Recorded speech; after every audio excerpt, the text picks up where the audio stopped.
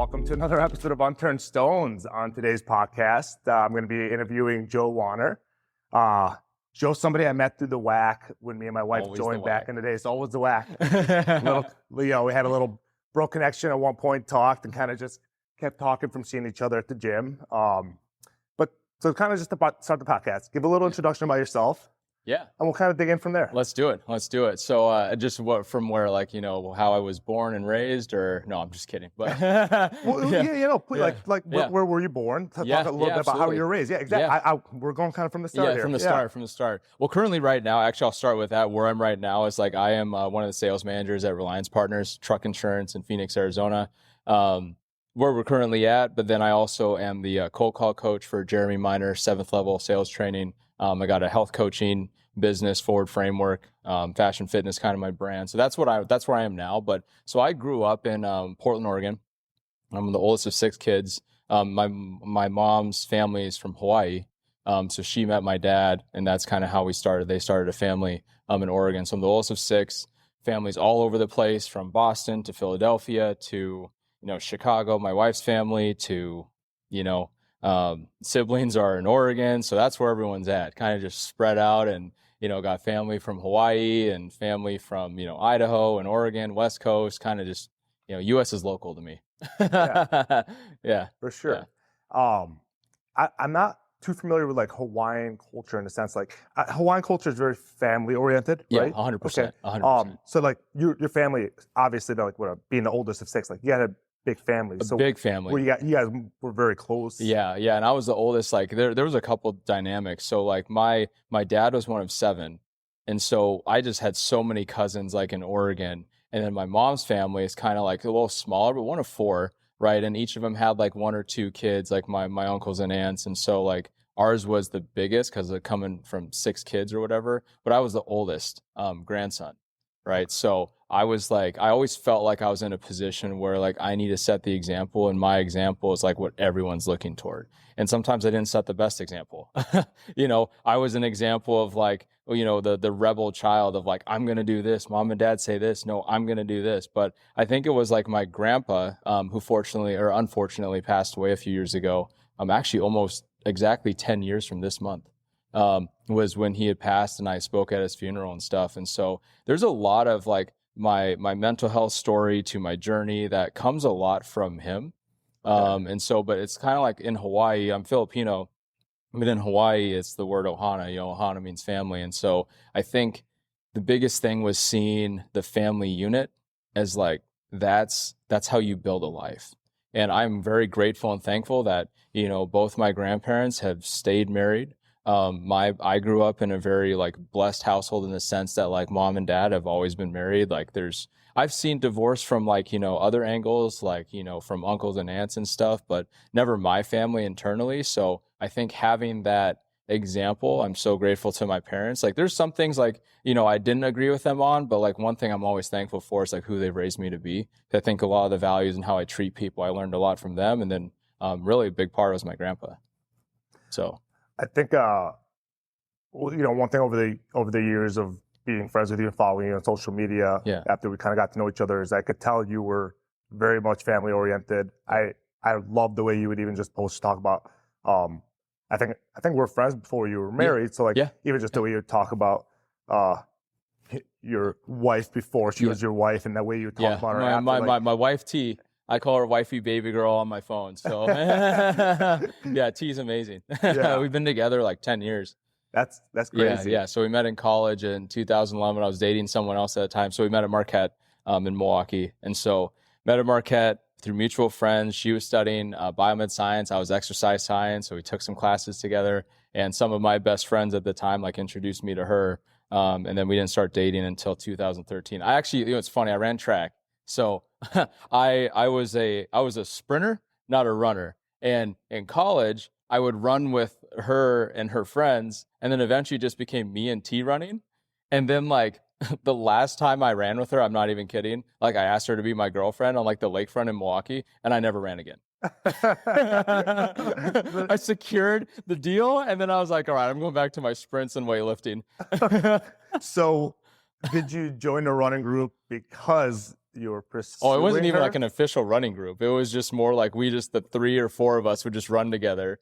And it was me and her 2 girlfriends and her. And we would just all run together. And I was just like, I just didn't want to do it. Let me change the question. Yeah. If she wasn't running, would you have been running as well? Oh, probably not. Not as much. Okay. Yeah. Probably not as much. So she gave you a little spark of some cardio running fitness. Yeah. And then oh my goodness. And what's crazy is so when I asked her out, because we've been talking and like, back and forth our sophomore year, and I asked her out finally junior year. Over the summer, I was back home in Oregon, got her these sweet pair of Nikes or whatever, and then I just wasn't thinking, but I wrote on the bottom of her shoe, "Will you be my girlfriend?" Well, we ran first. So I'm like, "Hey, look on the bottom of your shoe." And she lifts up her shoe and she's like, "What?" And I'm like, why did I not put that together? She just ran off the question. Completely ran So off. I'm like, well, I had written on there, "Will you be my girlfriend?" But hey, will you be my girlfriend?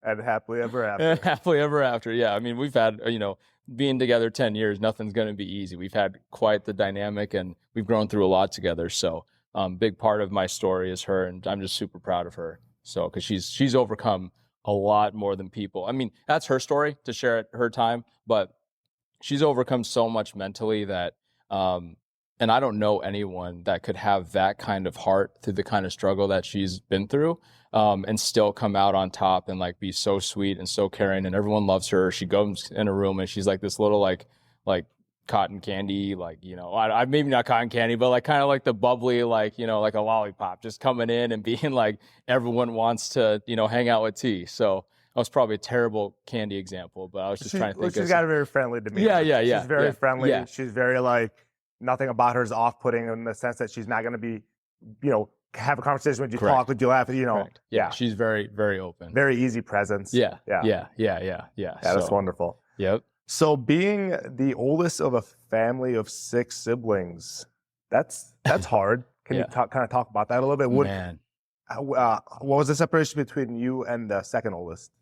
16 months. Okay, so you're pretty young, never really had too much time. You know what's crazy? It's like growing up, like I didn't, like we grew up like well, but we didn't have a lot of money. But you don't know that when you're like growing up. Like all I knew was like we had family. Like we had my dad was a teacher, so like we went camping, we went to the beach. Like fortunately, my grandpa had a lot of like kind of miles on Hawaiian Airlines, so we go to Hawaii pretty frequently. Nothing crazy like staying in these crazy bougie places or whatever, but it was like, hey, we're just staying with family, like we're having a good time, like we're going to the beach. So I feel very fortunate because like family was a big component of that. It's like always like family's the most important. We'd have these things called luau's. So luau is just a big Hawaiian party.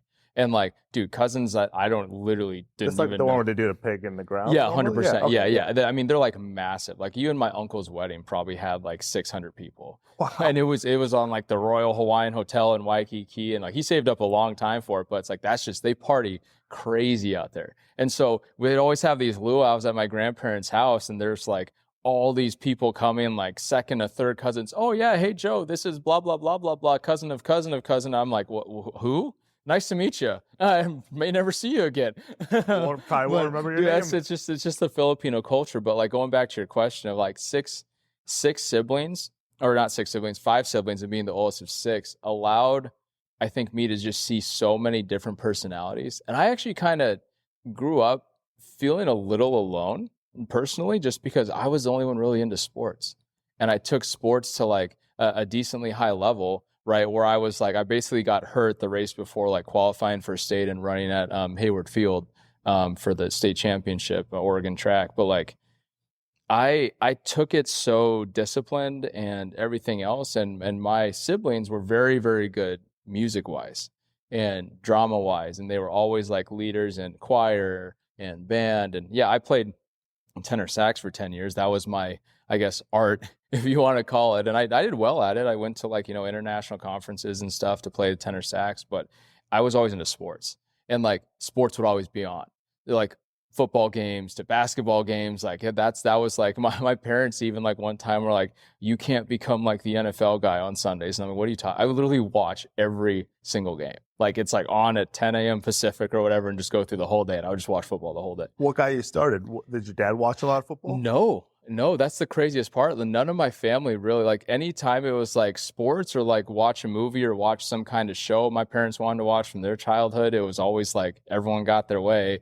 And I'm like, all right, how can I go watch sports? I really can't right now because everyone else wanted to watch whatever. So sometimes I go into my parents' bedroom and just watch the game there on their bed or something. But I was like, I want to go watch sports. Are your parents musical or artistic? Yeah, musical, artistic. So every other sibling kind of got that trait from your parents, and you feel like you're the only one who did it. I was the only one that wanted to engage, like kind of on the athletic side of it. Correct. Yeah. So sports, and take it to a level where I was like, I want to compete in this. Like I had a dream as a kid, and this is from my mom, but she gave me a basketball, like two, those like Fisher Price or whatever basketball hoops. Yeah. And I was literally on that thing like crazy all the time. So, and like when we didn't have a lot of money, like I would just play basketball outside. That was my sport of choice.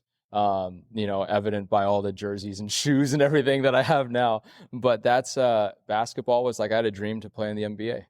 That was what drove me actually as a kid. And like I was the star player on it, and sometimes like when you're scoring all these points and you just don't know what like league level you're in. I wasn't in the top league level. I was kind of like, a couple tiers down. But, I'd score like 20, 30 points a game in like 6th or 7th grade and thinking like I'm all that in a bag of chips. I really did. So much so to the point I was so cocky when I went to high school that I was like, I'm going to make varsity my freshman year. I got cut. Now, granted, I went to a high school that, my sophomore, junior, and senior year at the highest level in Oregon sports, they won the state championship. And one of my classmates went to play in the NBA. So it was like I was around very high caliber athletes. But I had a coach from my middle school years that was like, dude, you got to go to this school and play here. It was like, kind of instead of 6A, which is the top level, it was 3A. But he's like, dude, you'd make the team, you get exposure, all this stuff. And I personally, I'm so grateful because he got me into fitness. He was training me when I was in like 6th or 7th grade because he was our assistant basketball coach. And that's what started my fitness journey initially, to not be small and learn from, his name's Rory. Shout out to him because he literally started the whole thing of like fitness at a very young age for me. So even since I was like 12, I got into lifting, push-ups. Like that's doing strength training. Just doing strength training, getting stronger, doing a lot of single leg stuff. And I think that's why I never got severely injured. Like in all my sports, I never got severely injured because he taught me that very young. So I'm very fortunate to have had that because that's, almost 20 years ago.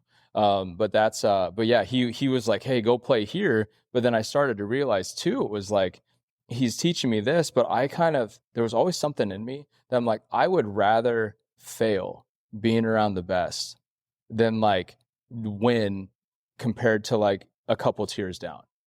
Like I would just rather shoot for it all and absolutely fall on my face, but then learn from it to get better from it, because that's what keeps challenging you. Like when you put yourself, like when you believe that you belong in that room or you belong in that group. And I had coaches tell me like, I barely made it sophomore year into JV2, barely. Like it was hard. I was like, all these kids played club basketball. I was fortunate enough to go to a school that a lot of the kids' parents had money and stuff. It was a very nice facility, everything. Like, Phil Knight, the founder of Nike, his son went to my high school. Oh. So it's like there's a lot of money there. We didn't have any. So I was very fortunate to just experience that. But at the same time, I kind of had a chip on my shoulder because I was like, all these guys are practicing and they're playing club basketball, AAU, all that stuff. We didn't have money for that. My practice to do well was playing outside in the rain in Oregon in the fall when it's like, 35, 40 degrees, it's raining. And I'm out there for 2 hours practicing my ball handling skills and just our rusty hoop. That was all I had. So now I'm sure while your parents were more musical and stuff like they weren't into sports as much, I'm sure they probably supported your endeavors. But like, while they could support it, if they didn't understand it, did you feel like maybe you didn't get as much support because they didn't they weren't into sports as much? One of the biggest drivers that I have discovered from myself in the last 2 years was everything I felt like I was trying to prove was because I didn't get the support I felt I wanted from my parents. And that's a very real thing where I would be like, practice and I tell you, I show up early, right? And I wake up early. Well, that started in high school. because I had to take public transportation because it was far away, and my parents had, you know, other kids to drop off at school and stuff. So I would literally get up at 3 a.m. This is in high school, my sophomore year. I get up at 3 a.m, get all my stuff ready, and then I would take the city bus 45 minutes, then to the train, and then from the train to a different bus. Or sorry, no, it would be 2 buses or whatever. I took public transportation. Took 45 minutes, and then I would get to school by 5:30 for 6 a.m. practice. And then we'd have practice, but then when we have games in the evenings, none of my family came. Maybe they came to like a couple. I'm not gonna say never came, but it was like of all of like our 25 games or whatever, maybe showed up to like a couple.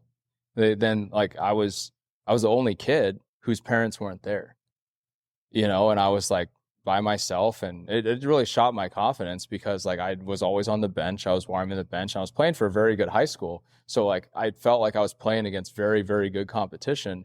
But like, you know, I had some flashes of good, but I just always felt like, man, like why is this so hard? And it really hurt my confidence a lot.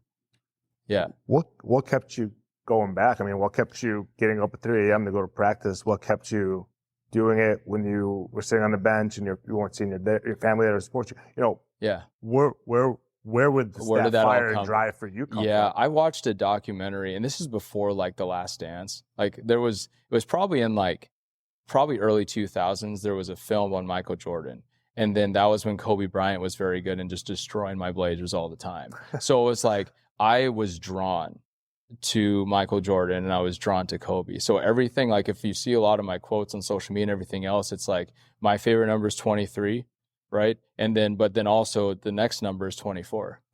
Ironically, both their numbers. Yeah. And so that's because it's like everything that Jordan did and the excellence that he pursued, and like the whole coaching and everything else, like the moment I got my hands in college on Tim Grover's book, Relentless, there's been very few books that I have like just read straight through and didn't put down. One was Relentless by Tim Grover. He has a second book called Winning. The second one was Shoe Dog and the Business of Nike, how Phil Knight created Nike. And so why I'm such a big Nike Jordan guy, regardless of however people see those brands, it's like I'm from Portland, you know, grew up 30 minutes outside of Nike World Headquarters. Like I didn't realize how much of an impact sports and business came together with those iconic names I just mentioned. And like, that's what I just saw. And all of a sudden, like just studying them, I would watch like basketball films, and I would watch my dad really, really tried, because I was very thankful, like in middle school, he coached my basketball team. So it's not that he wasn't like into my sports. He really supported me there to the point that he coached, but he didn't play basketball really, and he didn't really ever coach before. It was just like kind of volunteer, like, you know, Catholic Youth Organization, CYO basketball out there. We did well, but it was like, it wasn't to a level of like this could get me to high school and college ball and everything else. Cause again, still I had that dream to play in the NBA, being 5'6" Filipino, you know, I was shooting like long distance before like people knew about Steph Curry, cause I was too short. So I just shot 3 feet outside the 3-point line. Just get good at that long like shot. I literally, this was a game, and it's on VHS. I know, like that's how we recorded things back then. And we were down by 4, so we weren't going to win the game. But this was at Central Catholic High School, and I'm like in 7th grade. And this is for the championship. We lose, but with like 1 second left, I throw up a 3 from half court and just swished it. And everyone just went, even though we lost, everyone, like you saw on the video, like everyone got out of their seat. Like, what the heck just happened? This kid just like nailed it from half court. So that was, there were some great, the glory days, right? Yeah, the glory days of 7th grade basketball, you know, not even like high school. It's like, yeah, 7th grade basketball. So like, you know, and then we won like the championship in our division my 8th grade year, and I dropped like 30 that game. So I just, like I said, I had too much confidence in not knowing that I was kind of like a big fish in a smaller pond. So that's why I'm thankful. Like my parents supported my goals in that sense because they wanted to help me. But high school was where I kind of felt a lot of things like changed for me mentally, that I know when you reached out, I was like thinking like, what do I share on? And where did it really start? Where I started to have all these crazy mindsets of like, you know, like massive depression too. And I can get into it, but it's like there were some parts where I just didn't feel supported at all. Okay, well then let's get into that. Yeah. So mental health, that's kind of the big buzzword of this entire thing here. Yeah. For you, when do you feel like was the first time in your life you started kind of becoming aware of mental health and being aware it's something that influences you and I mean the point that you realize mental health is something that influences you and the point that you realize you can influence your mental health are two different points. Yeah. Were those two different points for you? And there was the tension I had between me and my parents, and I'm not proud of it. And I'm like a couple years ago, I literally sat my whole family down and apologized how I was as a kid, and especially in high school, because I was angry, I was pissed off, I was very upset on a lot of things. And I think part of it comes from like my parents meant extremely well. We grew up Catholic, right? And so there's a lot of kind of like, ways that people parent, and they're very strict, right? Where it was to a point where I felt, and regardless of how people may see it, how I felt like so restricted, like I was suffocated, like I couldn't breathe, kind of like restrictions on my life. Like even like, and I don't need to get into specific scenarios, but when it came to like dating girls, there was so much I couldn't do.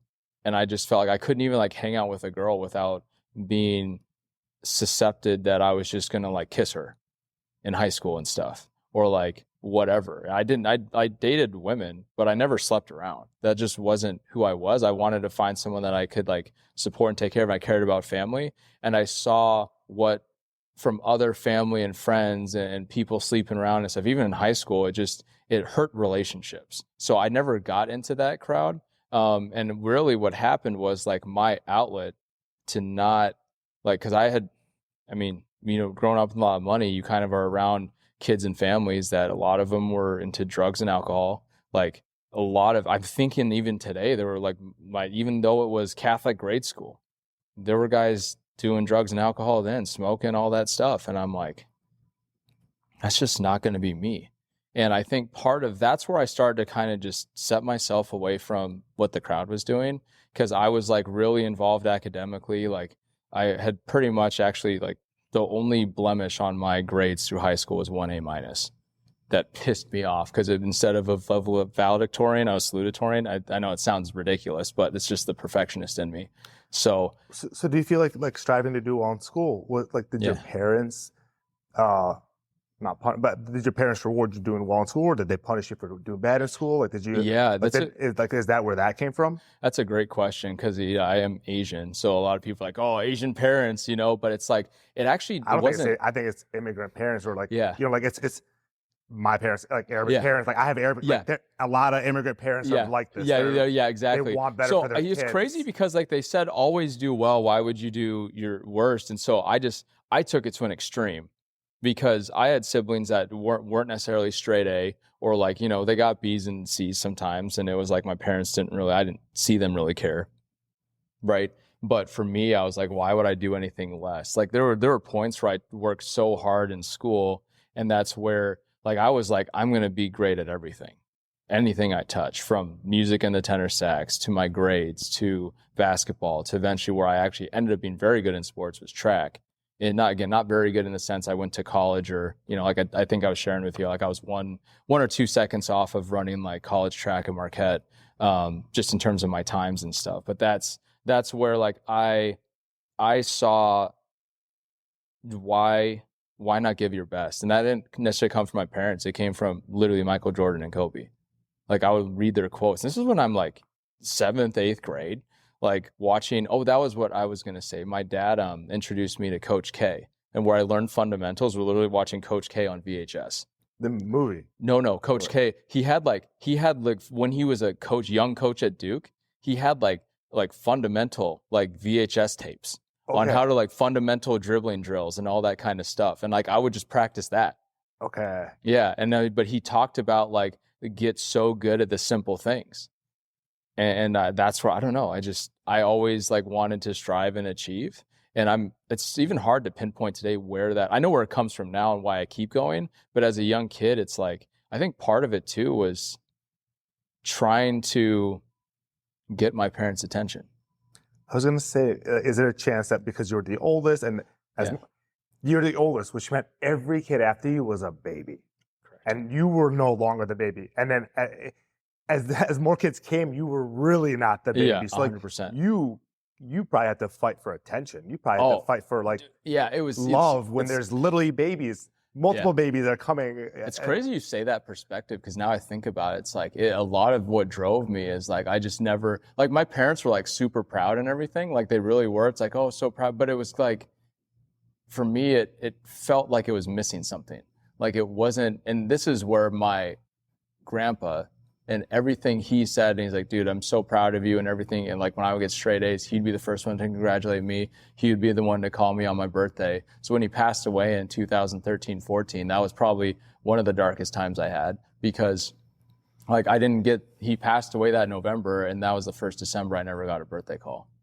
Right. So that was very hard for me, being like, because I think the father power my grandpa had was what kept our whole family together. Even when he was going through all his chemo and cancer and everything else, and we lost him very young, that was very hard. Like the hardest thing was, saying bye to him, knowing he was in Hawaii. We went on a trip to Hawaii to say bye to my grandpa. So you did get to see him before he passed. Fortunately, I did, and I'm very grateful and thankful for that. But like, I think of all that, and like, but my grandpa always said, like, respect your parents and your elderly. Right? And I didn't. And this is where I'm not proud of my story, in the sense that like, dude, there were because of the tension between my parents and the restrictions at home and restrictions with girlfriends and all this stuff, like I literally became so angry, like to the point that, and this is not what I'm proud of, but I would swear at my parents all the time, like massive anger issues, so massive that like there was literally one time I stormed out of the house. And I'm not proud of this story, but like at the same time, it's just part of who I am. And there's like where we live, we grew up in an area that kind of had like a main road, and there were a bunch of cars driving by, and I'm literally walking up and down. I'm like, would it really even matter if I just jumped out in front of these right now? Would it matter? Because everything I'm doing, all the achieving I'm doing, no one seems to give a shit. And sorry for my language, but it just felt like no one seemed to care, and especially my parents, even though it wasn't intentional. There's just all the other siblings were involved in what they were passionate about, music, drama, all that stuff. I was the athlete. And no one in my family really pursued sports at a very high level like I did. So I kind of felt like on an island. I'm the one getting straight A's. I'm the one getting a job at 12 to pay for stuff, because we just didn't have a lot of money. If I wanted clothes, I bought it myself. I had, like I was doing everything right, everything you would want like a perfect son to do. But because I fought my parents on restrictions, I kind of felt like the black sheep, like in a sense. So there's one friend, and she knows who she is, and I've thanked her 1,000,000 times. But randomly I was walking out along that street thinking like, do I just jump out in front of a car right now? She texted me, and it was really a very simple text, like, Joe, I love you, and so many other people do, and we care about you. I was like, what the heck? Okay, well, clearly this is stupid.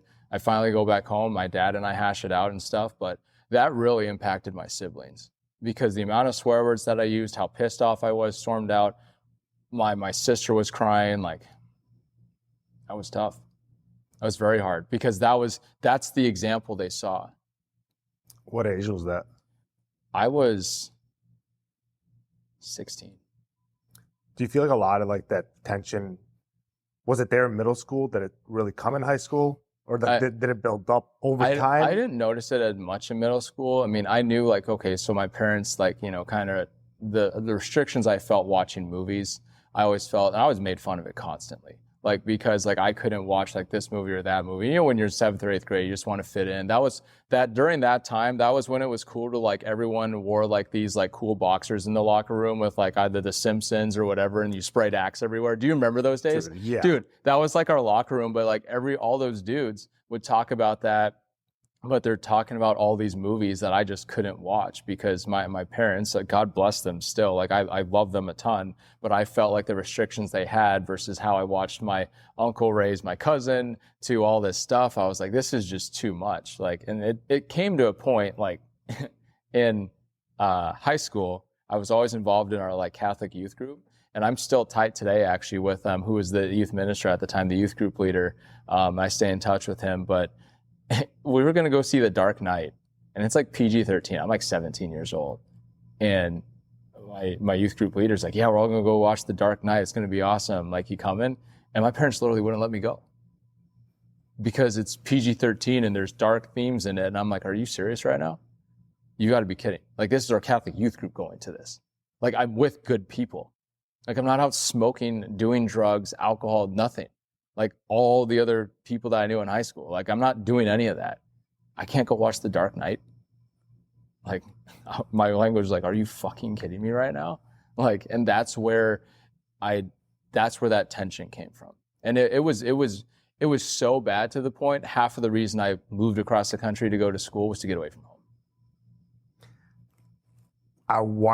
We're going to come back and touch on the point of the moving across the country. Yeah. But before we get to that, I want to talk about then. So do you feel like the mental health problems started because of the tension with your parents? Or do you feel like the mental health problems were there for other reasons and like it got exacerbated by the tension with the parents? I think the desire to achieve, there's a when you're achieving at that level, I'll say there's like unbridled, it can get out of control. Like, you're almost like a freak. And I kind of felt that way sometimes because like even in high school with what I was doing, I didn't like home so much because I felt so restricted that I would be involved in every school activity just to not go home. And you asked me this actually before we jumped on the podcast, like, how are you so positive? It was a facade. I was positive Joe. Everyone knew me as like, Joe's always saying hi to everybody. Everyone, like, so much to the point that there's this award that, once you graduate at our high school, it's called the Loyalty Award. And it's like the whole class votes on one guy or one girl who's like, who would be the person to come to your aid? Like, in like whenever you needed something, who would be that person? And I was the guy that was voted for that. Right. But I always lived at school. Like, from basketball practice. And then once basketball and my dreams got shattered kind of after junior year of not playing varsity and stuff, all of a sudden it became track practice. And I was literally showing up at 5 a.m. to run and sprint on the track and get workouts done before school. And so that's how it started. Then I would do all my academics, and then I would be involved in this club, that club, band, at this program, at doing this, doing that. And like, and then I would take the city bus home because I didn't have a car until my senior year. I would take the city bus home at like 9 or 10 o'clock at night to then start that same cycle over again. Literally, home was like a hotel. So would you say that was your coping for your mental health? 100%. Was to stay busy? Was to stay busy and like productive. And I was like, oh, like, it was, I don't think, like, I had a normal childhood. I felt like we'd always like, play sports in the street with our neighbors. Like, yeah, my cousin would come over. We'd have the Christmas, New Year's, play video games and stuff. But like, even that, like we were not allowed to play video games at home. So I never got to experience like, Xbox or PlayStation or, I would literally, fortunately, kind of my senior year, I developed a group of friends. And then like, that's when I finally played 2K for the first time. But I felt like I had missed out on so much. But at some point, I became numb to it and I didn't care because I kept trying to stack accolades as a way to like get my parents to see. It was almost like a way to be like, hey, like, I'm not stupid. Like, look what I'm doing. Like, give me some flexibility here. Like, but it just didn't happen. And I think they tried as best they could. And I think part of it is I was the oldest, so I'm first for everything. And so I think even to today, some of my siblings saw that. And I really still feel sometimes like how we grew up and the example I set, good or bad, still impacts them. And I just pray that they can still forgive me. But and I've apologized to my family tons of times because everyone saw the outburst. Everyone saw it was all great and dandy on the outside. And anyone that listens to this story was like, I had no idea. Yeah, because I was very good at freaking hiding it. And that's why I was so positive. Because I had to be. I had no other choice. Like, I had to suck it up and be like, everything sucks at home, but hey, at least I'm, straight A student. Got a perfect on my junior paper because very few get that perfect score on your like massive junior essay or whatever. And I was like just trying to stack accolades as a way to be like, look how great I am, even though inside felt horrible. And so that was my way of coping. So you went to Marquette. Yep. Which is obviously very, very far from Oregon. You flew across the country. So I relate to you on so many things you're saying. Yeah. It's insane actually how much we're probably similar because we grew up in similar situations, had very strict parents. I was very busy in high school. When I wasn't playing 3 sports, it was because I was working and not playing a sport. That's almost, that's amazing. Wow. I had no idea. During summers, I'd work during the day at one job, go to work at another day at another job during night just to save up money. Like because I was stacking, I wanted to stack late. I wanted to make money. I wanted to stack accolades. I wanted to just accomplish things. Yeah. And all in my mind, all I could think about is someday I'm going to be 18 or someday I'm going to be getting to go to college and I'm going to have this freedom and restriction removed from me. And I stayed busy and that's all I focused on. That's all you focused on. Yeah, that's crazy. It's crazy you say that because how I said I had to pay for stuff since I was 12, I felt. Part of one thing too, and this is something I have, and I'm not ashamed to say it. I've had tons of counselors and psychologists, and that's why I feel like today I've gotten through so much now mentally. But one big thing, my parents probably don't even remember they did this. I went out to, of all places, Ross, not crazy, spend money or whatever, and bought this $10 pair of Adidas shorts. And they were blue, and I still remember like it's yesterday, with my own money. I come home, my parents were like, "Where'd you get that?" And I was like, I got it I took the bus and went to, instead of going home right away, we had a shopping mall near some Target and Ross and stuff. And I went and bought a pair of shorts and then I, took the bus back home or whatever. And one day they saw me wearing those shorts. "Where'd you get those shorts?" And because they said I couldn't spend anything. And I was like, I got them from Ross. And they're like, "You weren't allowed to do that."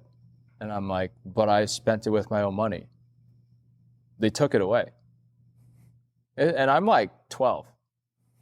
They took my shorts away. Didn't give you a reason, just took them. Just took them. And I was like, "Are you kidding me? I paid for those." And I think it created a cascade of so much materialism. It was kind of crazy. That's where even sometimes today I'm I sometimes feel guilty for how much I spend on clothes, but it was only till recently that I recognized that was what triggered that. Because it was I earned this with my own money. And it wasn't even I spent $500 on something. What a $10 pair of shorts from Ross. How stupid is that? But then they took it away. And so that's where all of a sudden it wasn't just the school and the sports and everything else. During the summer, and this was during 2008, which was very hard to get a job. One summer, no joke, my parents put so much pressure on me to get a job, to just work and pay for stuff that I wanted, because they were going to make me pay for my own car insurance. I couldn't drive a car because I couldn't pay for my own insurance and gas then. So until I could do that, I couldn't drive one of their cars. So I literally worked every kind of job during the summer. And probably one of the most humbling jobs I ever did was grading blueberries on a kind of a farm. It was in Oregon, there's a lot of kind of, agriculture and farming. And so I literally would be next to, and I don't know if they were illegal immigrants or not, but a lot of Hispanic and people that didn't speak English. And I would be sitting there all day just picking blueberries off this conveyor belt. And it was the most humbling thing I've ever, and I was doing it because I'm why am I here? And I'm but I literally couldn't find a job. My parents made me apply to probably 60, 70 jobs, and just no one was hiring for anything. I was doing staffing stuff, but I'm also at this time, it was my sophomore year going into junior high school. I'm 16, right? And I couldn't drive there because I didn't have a car yet. So I had to be kind of close too. So I remember that. And and then I had worked catering jobs in the summer. I did, landscaping, mowing all, the parks and stuff, guys on those mowers. What's crazy, and actually that's speeding up the story because I just realized that was in college, not in high school, working those other summer jobs to pay for stuff. But yeah, no, that was, I was always working, and I was a basketball ref as well. So, I was working on top of everything else I was doing. So I never slept. Stayed busy. I would literally go to bed at probably 10 or 11 at night and wake up at 3 or 4 in the morning. And I'm 16 years old. That's just not what I know today is most 16-year-olds doing that kind of work. So there's like, I knew I was paying. And there was part of me though that like kept going back to Michael Jordan and Kobe, like pay that price, like sacrifice. And I became so numb to doing it that it was just normal. I didn't want to tell anybody about that. I just kept doing it. I just kept doing it day in and day out. Look at Joe stack all these accolades. Look, he's working, he's independent, he's all this stuff. And to the extreme, so much so that when my brother, like, God bless him, it's like, and I'm sure he may hear the story someday, but like when he was a little younger than me, seeing my example, he wanted to like, kind of pursue his passions. But I think part of it was when he wasn't held to the same standard of my parents making me apply to all those jobs, I would literally be like, hey, Mom, Dad, why is my brother David, why is he not applying to jobs? And this is like, he's like 14, 15 years old. Okay, not everyone needs to work a job at that. Now I understand that. But back then, because I was like 16 and needing to work or whatever, I was like, why is he not having to work jobs? Why does he get to do whatever he wants during the summer? Why don't you make him do that, all that? Oh, well, he's kind of, doing the other stuff. And I'm like, bullshit. That's absolute bullshit. And that's I remember that moment. That's where it really ticked off a lot of like, my siblings weren't held to the same standard. So it's like hard because you can't, who you are today is because you were the oldest sibling, and being the oldest sibling intrinsically makes you over time get less affection. Because like, it's funny, the older I got, like, you always hear the joke about the oldest, the middle, the youngest child syndrome thing. And you think it's just, it's general, it's just kind of, but like in real life, you start to see it and you're like, no, it's such a real thing, because we are such socially dynamic human beings. Correct. And the way we work in social situations is like we all have the same part of our brain that like how we interpret social situations. So for the youngest, the oldest, the middle child, we all have these characteristics that we develop based on that. And it happens. It's the family dynamic. It's the family dynamic. It's like as deep rooted as anything else in us. Well, and part of me wants to extend grace to my parents too, because they had 6 kids. They're exhausted. You know what I mean? So they're just trying to do their best. And I see that now, but that's after like 5 or 6 therapists. You know what I mean? Like I have such a different perspective now, but I grew up quick.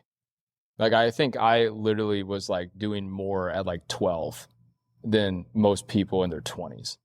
And that's not like I'm better. That was my coping. My coping was to overwork. My coping was and I've really, really, really recently had to learn how to like turn that off or like channel it in a way, because there were some times where I literally didn't wake up that my parents thought I died. They thought I was dead. Like I was just laying and I wouldn't move. They thought I was in a coma because my parents shared this with me. I was like, are like literally I could not wake up, to the point my mom got so concerned one time, like because I was just so exhausted from all, like, I mean, dude, you hear the schedule I'm telling you, like that's just not even sustainable. No, it's not freaking sustainable at all. No. And I was so dead tired by Sunday that I would sleep the entire day. And my parents, they'd turn on the lights, they'd play loud music. I wouldn't wake up. And so there were multiple times like they thought I was in a coma or I wasn't alive. But it's the craziest part is because like I say that physically, but I was kind of dead inside. Like I was numb to everything. Dude, I get an A, or like I remember like that junior paper or whatever. I was like proud of it, but I was like, that's not good enough. And all of a sudden I started to kick my own ass and be like, dude, you're not good enough. My self-talk sucked, but I was beating myself up because it's like, I would get straight A's and like, oh, but I could have done better here. Well, I could. It's almost to an absolute extreme. And part of that, I feel like, outside of the context of understanding how Kobe and Michael took things to an extreme, because they did. And that's why they were very successful. But they also had the adult maturity behind that. And I'm 12 or 13 or 14. You know what I mean? Or like in high school. Like it's different. It's a different kind of like, you can't absorb. Now that I look back at it, it's like, you're not meant to do that in your teens.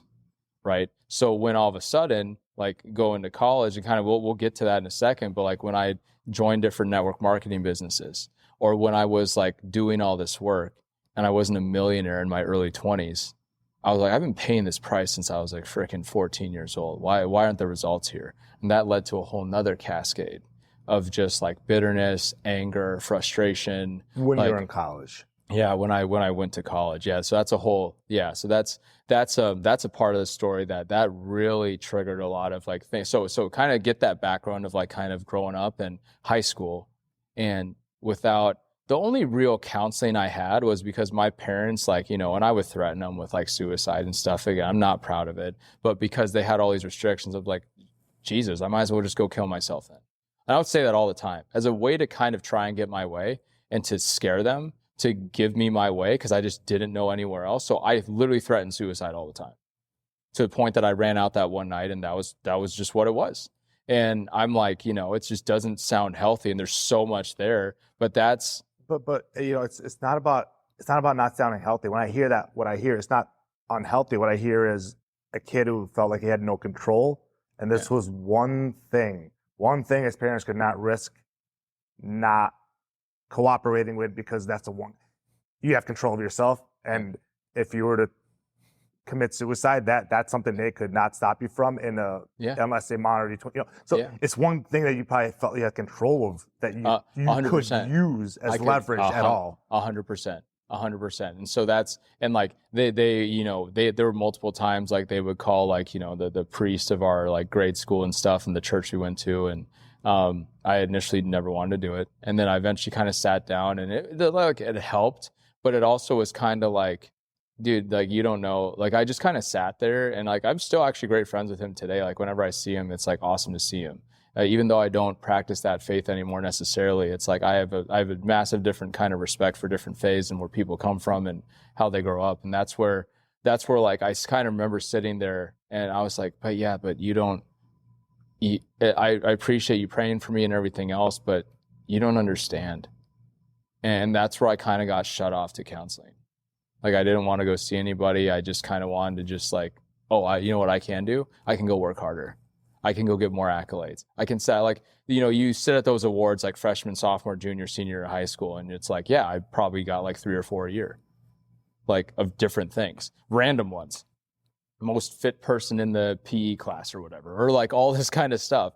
And then it became the sports accolades. Then it became, hey, I'm like, you know, playing the tenor sax, being invited to like, you know, international like band conferences, to then all of a sudden like, hey, I'm like class salutatorian. I got like, you know, perfects on these scores. And it was like, but it never was good enough. Like taking AP classes and getting like straight. It was like crazy. You just hear all this, and I'm like, I'm almost, as I communicated to you, I'm like, how could I sit there and not be grateful for everything that I had? But I wasn't. And then when I got into Marquette, that program, the athletic training program, accepts 14 of 1,000 applicants every single year. 14. So that's like, what, 1%? Yeah, less. Yeah, 1.4%. Yeah, 1.4%. Yeah. I got into that. And like, my parents were so proud. But the thing was, money was very tight. And I literally just saw this friend, I'm not kidding, like 2 weeks ago at the Oregon Fiesta Bowl we went to. And he didn't know this. And I thanked him literally again. He didn't even remember it. But when I had the choice between all the schools I was applying to, like Oregon State, Oregon, or like I gotten accepted into every college, like because of the grades, the sports, the extracurriculars. Like what's crazy is like my ACT and SAT scores were average. So it wasn't like I was like a genius. I was just like, I worked extremely hard, right? Yeah. But like I worked so hard that I was like, I knew like for everyone else, you know, kind of applying to colleges, I was like, I'm stacked with stuff that I can just sell myself to colleges. And I got into every college I applied for. Marquette drew my attention because it was the athletic training program, because then I could get into sports. And when I was, what ended my kind of track career, I guess, was a pretty significant injury that led me to not be able to like actually race well in our state qualifier. And who was there for me? Our athletic trainer. And she helped me through a lot in rehab and stuff like that. So that's what caused me to want to go into Marquette's athletic training program.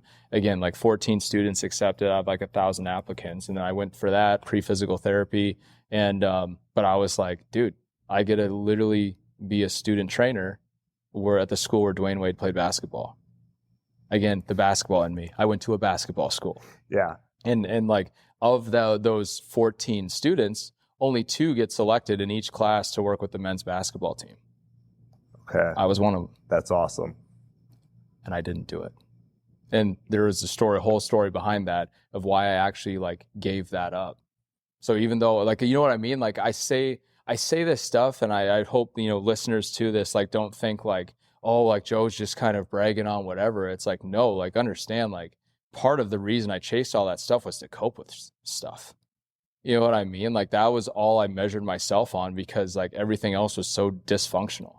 I didn't have a normal childhood. I didn't have, like, it didn't feel normal compared to, like, and when you talk about stories and like retreats and everything else, and like you kind of hear the lives other people were having, and you're just like, I feel almost guilty sharing what I'm doing or sharing the success, to a point that I'm like, this isn't normal what I've gone through. But I wasn't open to help at that point still. You just made me think of a point here. It's almost like a thought here. A lot of people go through some hard times in their childhood, and how they cope with it is different, right? A lot of people will cope possibly by leaning into drugs, alcohol, and stuff like that in high school. And maybe that like continues through college, and like it gets worse or whatnot. Like life kind of, and maybe they kind of rail it back in eventually. It's funny because I think some people, people might see somebody like myself and somebody like yourself and think like, oh, they were intrinsically such hard workers that they just wanted to work out hard and be in shape and go-getters. That's but like, funny. The truth is, like you just said, I worked out hard and did things hard because I was trying to cope with my mental health. Yeah. You yourself. So there's like this point of, I don't know if it's lucky, maybe isn't the word, but we could have just easily ended up on the side of maybe coping the wrong way. It just, we coped in a way that ended up benefiting us and is a good thing long term. But just like drug use, I mean, you can work out too hard and beat your body up and get overly injured. And when you are constantly overworking yourself and you're constantly, beating your body up that you're not recovering, you start releasing so much more cortisol. That cortisol starts breaking down your body. You start getting, little things start breaking down faster and faster. So it's like, there's each thing, how you cope with it too, 100%. can be just as bad. But I feel lucky that my coping ended up being a healthy coping thing. I still had an unhealthy obsession with fitness, but I'm lucky that societally that is a much more accepted thing. A much more accepted thing, even though people take it to the extreme and no one addresses that. What's crazy, you mentioned that. So this point in college, so I get into that program, right? And then after my freshman year at Marquette, which probably was the most fun I've had, is since like, even I thought of it because I didn't party, but I went to like, not parties where there was a bunch of alcohol and stuff, but just people that actually didn't really want to drink a ton, but like just want to have a good time. We went to all these things. We'd go downtown as a group. Like, we had a lot of fun. Went to the soccer games, basketball games together. So I remember having a lot of fun freshman year of college, just because I was finally had freedom, not in the sense that I was going to go like drink and have a bunch of sex and all that kind of stuff. I was just free to like, oh my God, like I can just have my cell phone on me and not worry about it.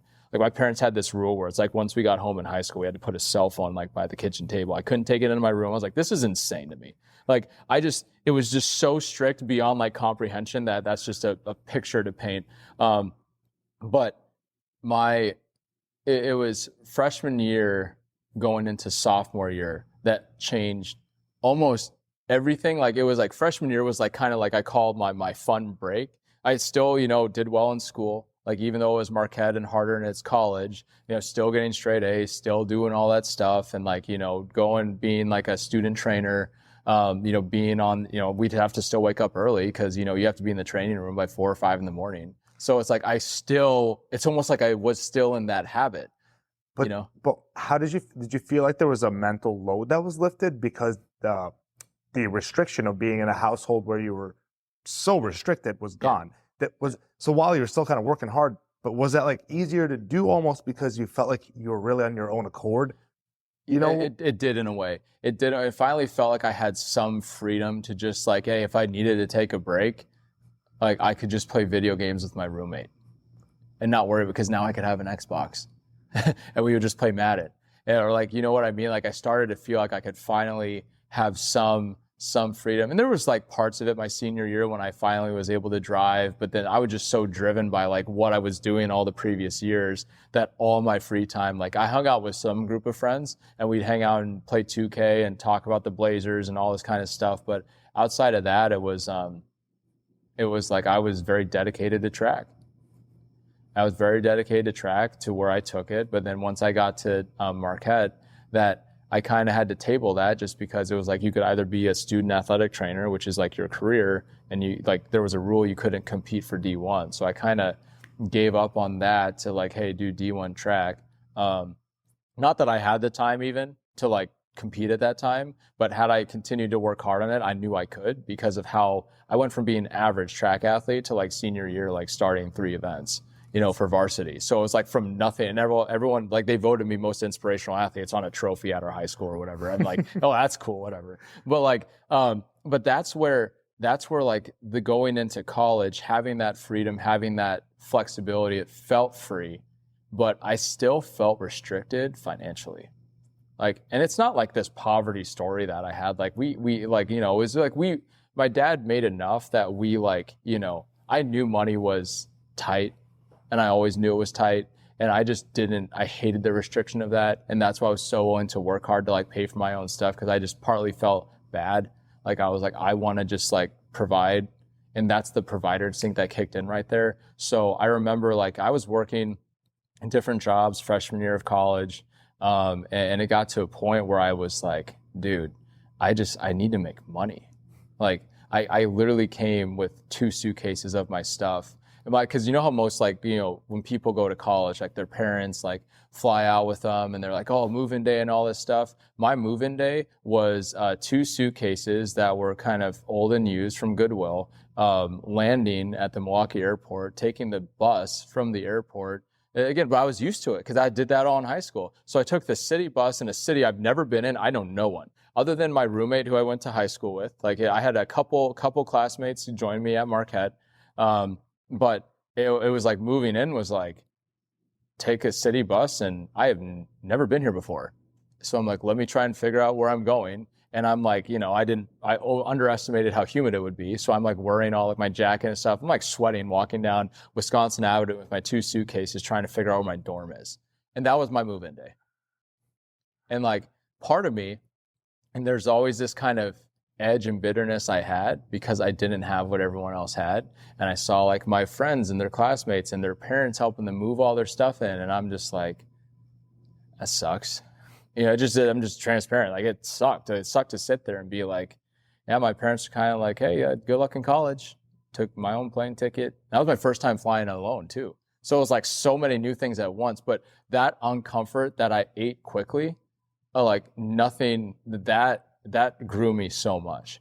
And I think that's where all of a sudden, when I was presented with a network marketing opportunity in college my sophomore year, the unbridled energy of like, I'm going to be successful, I'm going to do this, like went off the charts to a point that I was like so abrasive and like bitter. And like, I was like, oh, look at all these rich kids going to all these like private schools with their parents' money.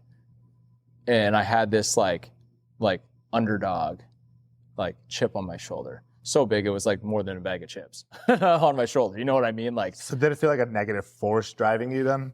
Not a positive force driving you? And it was so dynamic. Like I remember like, so I started in this one business, and the guy who showed this like business plan to me or whatever, probably not the most like moral human. Like, I mean, dude, he talked about like porn and like all this stuff. And I'm just sitting there like, who had a tongue piercing? He was a senior in my freshman athletic training class, actually.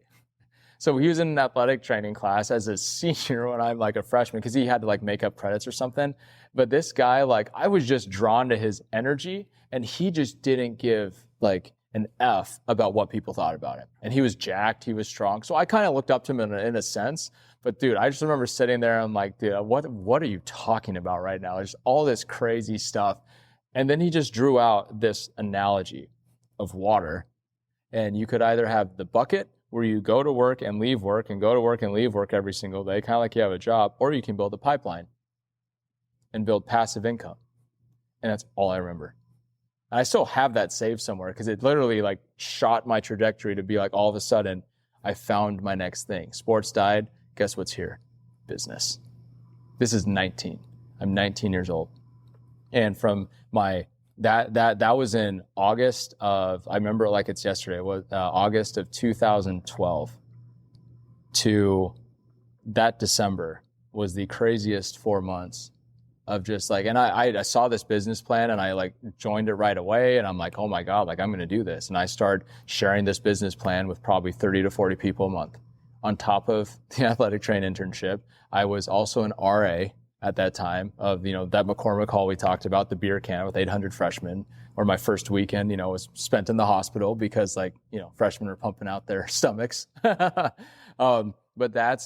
there was a lot of dynamics there because that was when I actually broke up with my girlfriend from Oregon of a couple of years. And so that mentally, that was one thing. The second thing was we're like, sophomores and stuff. And I wasn't in my basketball internship yet. I was actually in my, I forget what sport it was. Oh yeah, men's and women's soccer. I was the athletic trainer student intern on the field because we all had our sports rotations. And this is like the fall of my sophomore year. And so like it was starting to turn into a grind again, like going 4 a.m. You have to go into the training room and then be there for practice. And then you go to all your classes. And I was going to my training job. I was being an RA. I was also doing this business too. And I go to this conference in Richmond, Virginia, and all of a sudden it's like all these millionaires are on stage and all this kind of stuff. And I'm just like, what is this? Like, did I find my break finally? Because remember how hard I was working since I was 12. It's like, did I find my break to finally like not have to worry about money? And that's what started driving me. And then, but they had said something so key there. When you are presented your biggest opportunity and you pursue it with a passion, that's when you're going to face your most negative. That fall, broke up with the girlfriend. We're at the athletic training banquet for all the sports teams because the men's team did very well that year, so did the women's team, and we're the trainers that are there. I get a call from my cousin. Joe, I don't know how to tell you this. Our aunt just committed suicide, and my mom is in the hospital because she overdosed. And this is like my second mom. Like what I spent so much time in my cousin's house, like growing up. And I'm like, hold on, what? And I had to leave that banquet and talk to him because what happened at that time, so just to give context on this story, my dad's brother teaches English to Japanese students. So he married a Japanese woman. So I had half my cousins, like they're Japanese, right? This is on your mom's side? My dad's side. Your dad? My dad's side. Okay. So my dad's brother, his oldest brother, married a Japanese woman. Okay. Well, if you remember what happened during the, there was a massive tsunami and earthquake that wiped out so much of Japan that like my family got displaced, right? So they're trying to figure out what to do.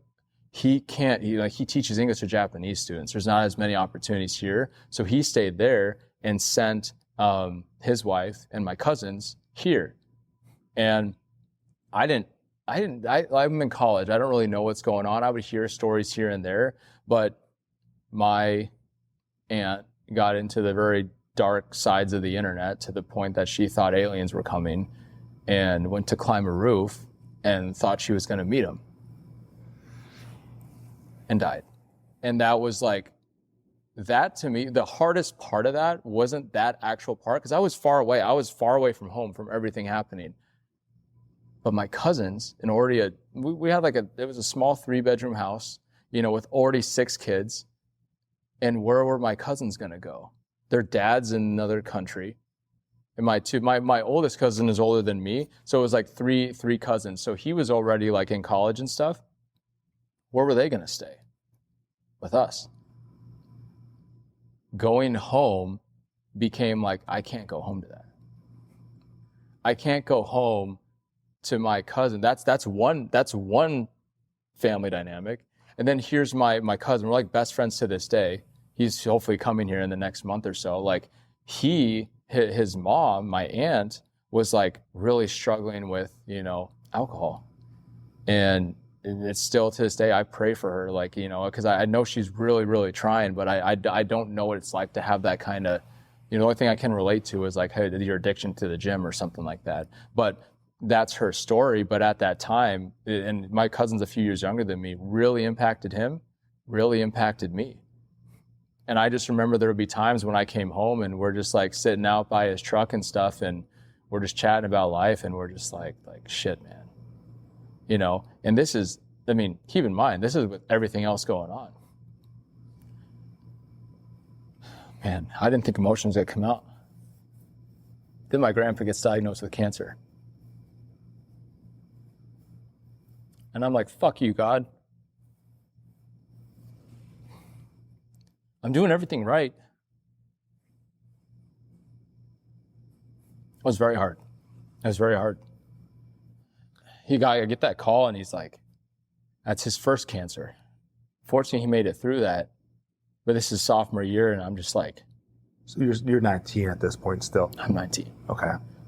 I'm 19, and you know who was there for me? T. We were friends then. We weren't dating, but she was there for me. And that's what helped me overcome, like, just have it, because I wanted, that was the second time that I was like, fuck all this. This is just, is this really worth it? And there was just so much stress and cortisol built up, dude. Like, what's crazy to me is how I didn't ever see alcohol and drugs as a solution. I never did. I never did. I was like, that's just gonna make me feel worse. I'm like, that's just not, there was something in me that I think it was God protecting me. Like, that was not the solution. That wasn't it. And that's where part of me just became like so, how do I say it? Like, so driven to like never have that become a crux. But what became a crux was the gym. That was my outlet. But then my outlet also was still out, like, overworking. And so sorry, I was trying to think, like, there was one other thought that I had there, but I remember, I can't even remember if I went home. That I literally don't remember. But I just remember, oh, no. I did go home. This was the part that, this was the catapult. Like, well, I already mentioned all that. My grandpa gets diagnosed with cancer, and I'm just like, and this is the grandpa that called me. This is my mom's dad, always proud of me, all that stuff. And I'm like, God damn, he has cancer. I go home that December, and one of my business mentors, like, he played actually football at Wisconsin, Madison. And he had a crazy, rough background, like, grew up in the inner city of Chicago, all this stuff. His name's Darian. His name was Darian, because he passed away at 24 in a motorcycle accident. Around that same time. Literally that same time. And I was like, God, are you shitting me right now? Like, what else could go bad? That was where I just started to have this bitter outlook on, like, everything. But part of me just had to, like, I'm very thankful, because I did have, in the network marketing business we were in, I did have friends that were there. They didn't understand it, but they were at least, like, there to hear my feelings. I just remember when I got that call from my buddy, he's like, dude, you wouldn't believe this, but Darian died in a motorcycle accident. I was like, Jesus Christ, dude. This is, like, so much at once. Like, I couldn't even comprehend. Like, I felt like I was in a dream. Like, you know, like, two aunts, like, basically, like, attempt suicide, one success. Well, I don't think she tried to, but it was just so mentally messed up. Grandpa gets cancer. You know, one of my new best friends passes away at 24. And I break up with my girlfriend then, because she didn't understand the vision that I had in Dream to, like, build a business and become very successful and wealthy, and actually quite criticize me for it, and be like, what changed? You changed all this stuff. And I just, I got very bitter, and I cut a lot of people out. But there was an aggression there all of a sudden. There was this anger. There was this frustration. There was this, like, screw everyone that has a decent life.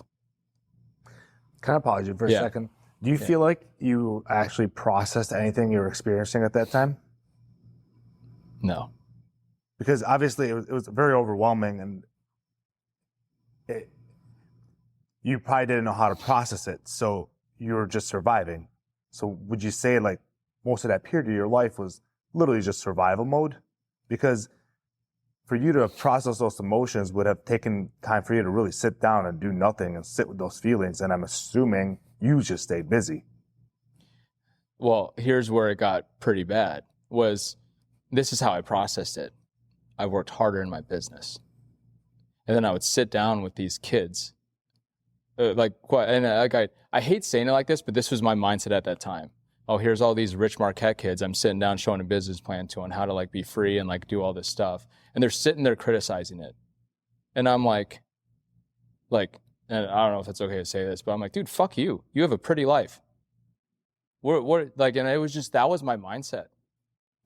Like it was unhealthy. But that's where all of a sudden, like it became like, hey, Joe's like accolades to now I'm like, Joe's better than everyone. And that was my outlet.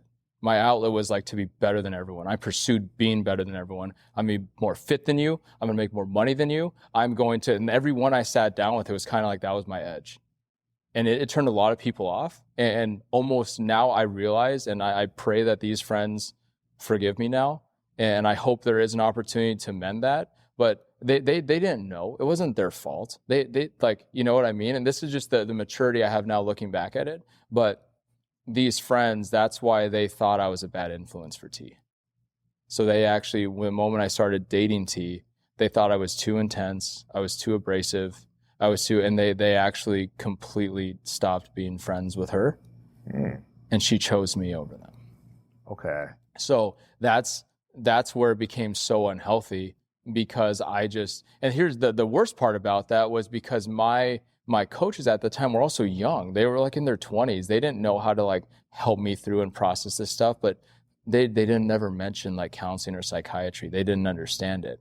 And so they kind of had like a more like a moderate form of kind of like, you know, the egotistical, like narcissist kind of like business mindset where it's like, oh, I'm better than people because I'm pursuing this and independence and freedom and financial like success and all this stuff. Like they had that, but them teaching that to me in my state was like poison, because it fueled the fire of bitterness and anger and like just mad at everybody that had some kind of normal, decent life, that I now realize like I was just mad because that was the life I wanted.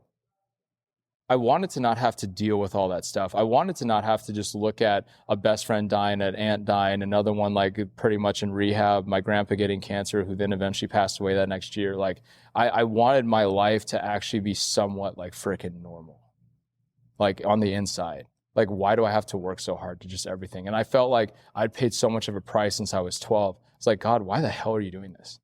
And that's when there was just, but what I got into at that time, and I'm very thankful for the business at that time, was my outlet then became personal development, over-consuming books, over-consuming positive mindset, and that's what when they would start to talk about it. It doesn't matter what's going on around you. What matters is what you put in your head.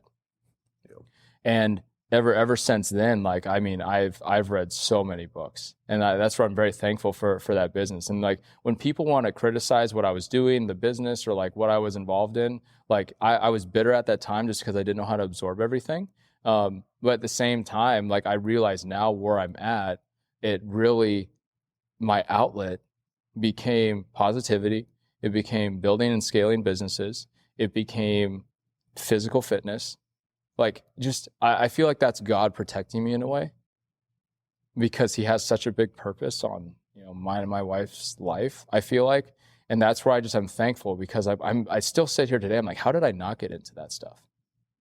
And I know so many people that did get into that stuff. So I know you and I are talking about like a lot of these influencers, and like, yeah, I was into drugs and alcohol. I'm like, I can't relate. I was literally like, my life was basically, I took a bunch of like machine gun bullet wounds to me emotionally, and I still didn't choose that. But I felt very strong. And that's where I think part of me is like, when I preach like kind of strength through humility and all this kind of stuff, it's like you're so strong in a way because you've gone through that. And it was, I mean, to even go into like a junior year, Like I'd never processed it, to answer your question. And then I'm like working these jobs during the summers. Like, I mean, you know, with landscaping too, but during what got me through all of that, I was like, what could be better than making this and literally listening to 10 podcasts a day? Because I was just mowing lawns. I was like, you know, doing all the stuff and like the parks and maintenance and doing irrigation and all that stuff, having these older guys that never, you know, dealt with their problems, drink, alcohol, drugs. That's just like the environment when you work in those jobs. It's like people that are just kind of doing whatever and just doing the same thing for 20 years. And I'm sitting there trying to tune all them out. And I had my little iPod Nano at the time before iPhones. I had my iPod Nano, had all like these CDs. I know it's like some of the audience doesn't know what that is, right? But like CDs, listening to these podcasts on like business and success and marriage and all this stuff that I'm still thankful for this day. I don't listen to those anymore because some of them are a little outdated, but I still have them in a box as like, that's what got me through it. And I think if I didn't have that business at that time, I think I would have possibly pursued alcohol or drugs or something, maybe, but maybe not, because I also had fitness. So it's like, those were all my ways to kind of get through that. And it started like, I just, you know, there's even the I don't know if you had a question you wanted to ask there, but that's kind of what put me like, that's sophomore year. And that was kind of like the comeback of that.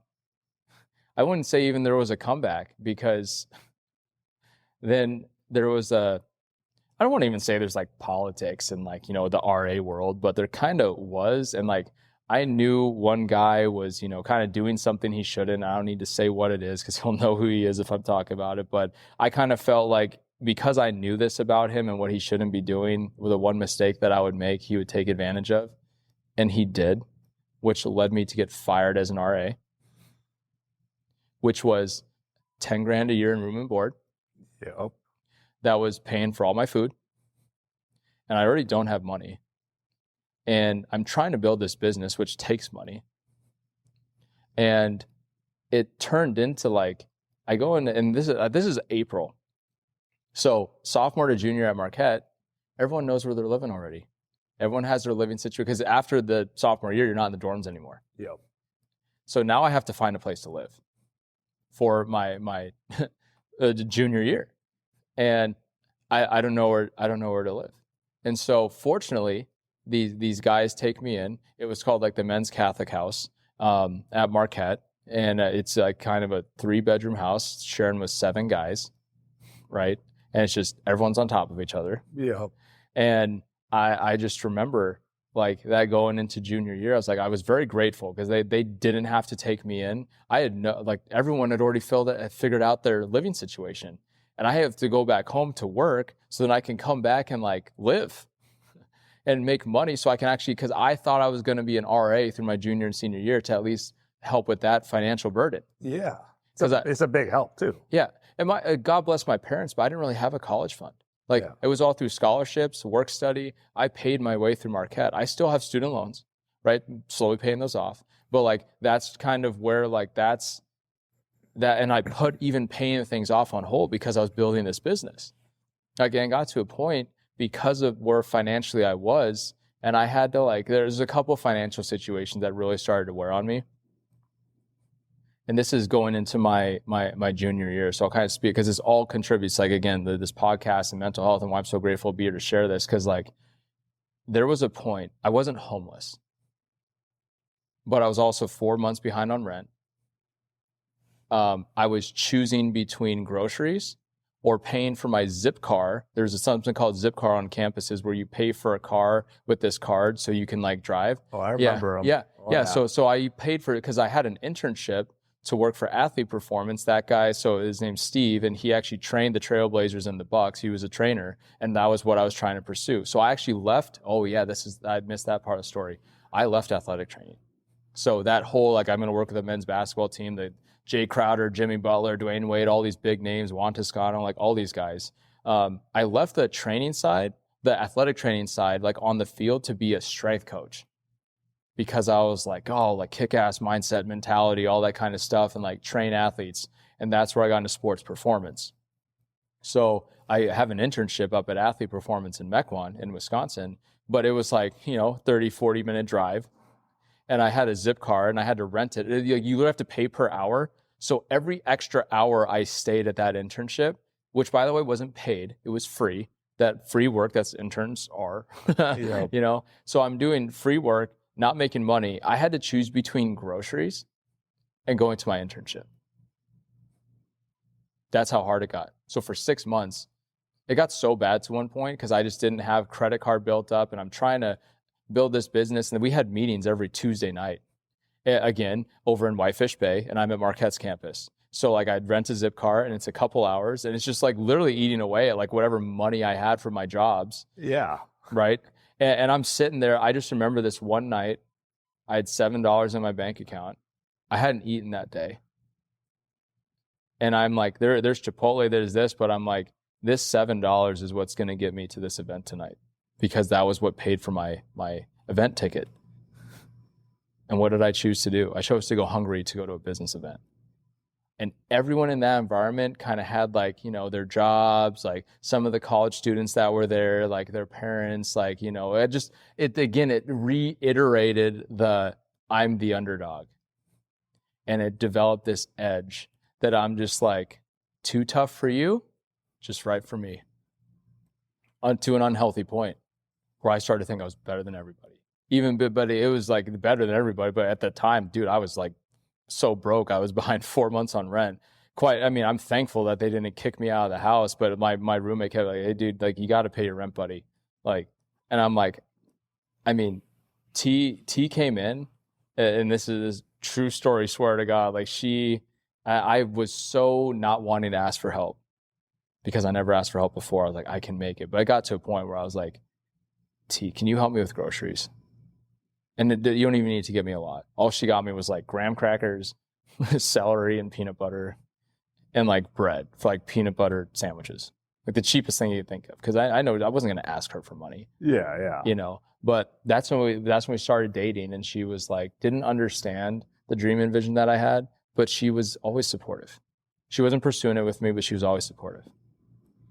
And so she helped me through a lot of that. So that's having the positive mindset, but then of like kind of the business and the environment. But there was also a very unhealthy portion of that where, and I can, we can get into that in a second, but just like my whole professional career and businesses and mentors that kind of took advantage and all this kind of stuff, people that I trusted because they were the only ones there for me at the time that I was going through everything in college.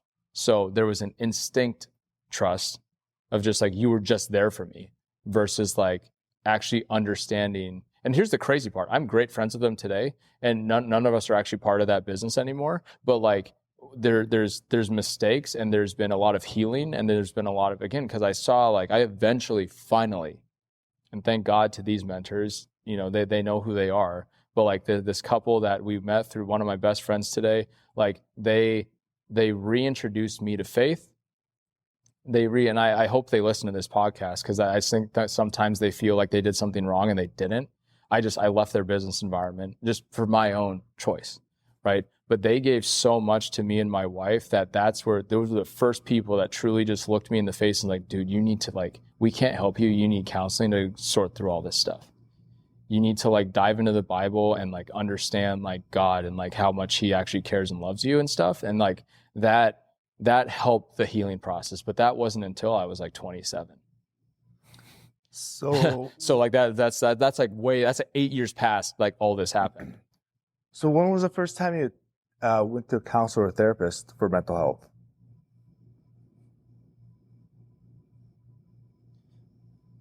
26, 27. 26, 27. Up until that point, do you feel like you were still that egotistical edge that you were kind of riding hard on, that kept, this underdog mentality? Did that persist through all that time up until this period where then you started going to counseling? 100%. Like, cause it was always like, cause I was part of that business since 19 until what was 2020, 4 years ago.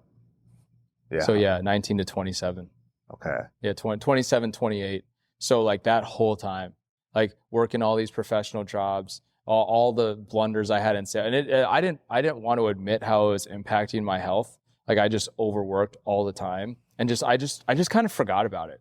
Like I kind of just, I mean, if there's a rug or whatever, it kind of just lifted it up. There's this massive pile of just shit. And I just threw it all under there just to like revisit at a different time because I didn't have time for it. I needed to pursue success. I needed, again, the coping. I needed to get back in my environment of like just chasing success and stacking on accolades in sales. And what I had prided myself on being the top salesperson and whatever for that month. I prided myself on all this. And it was like, that was the next thing. Oh, I'm going to make all this money. And then all of a sudden, because of how the business environment had a little too much sauce, if I would say, like kind of the Instagram, like, hey, be a millionaire by the time you're like in your young 20s and all this stuff. I legitimately believed I was going to be a millionaire by 23 and retired and all this. And that was legitimately my belief and no one can shake me from that. And so that was my pursuit until 23.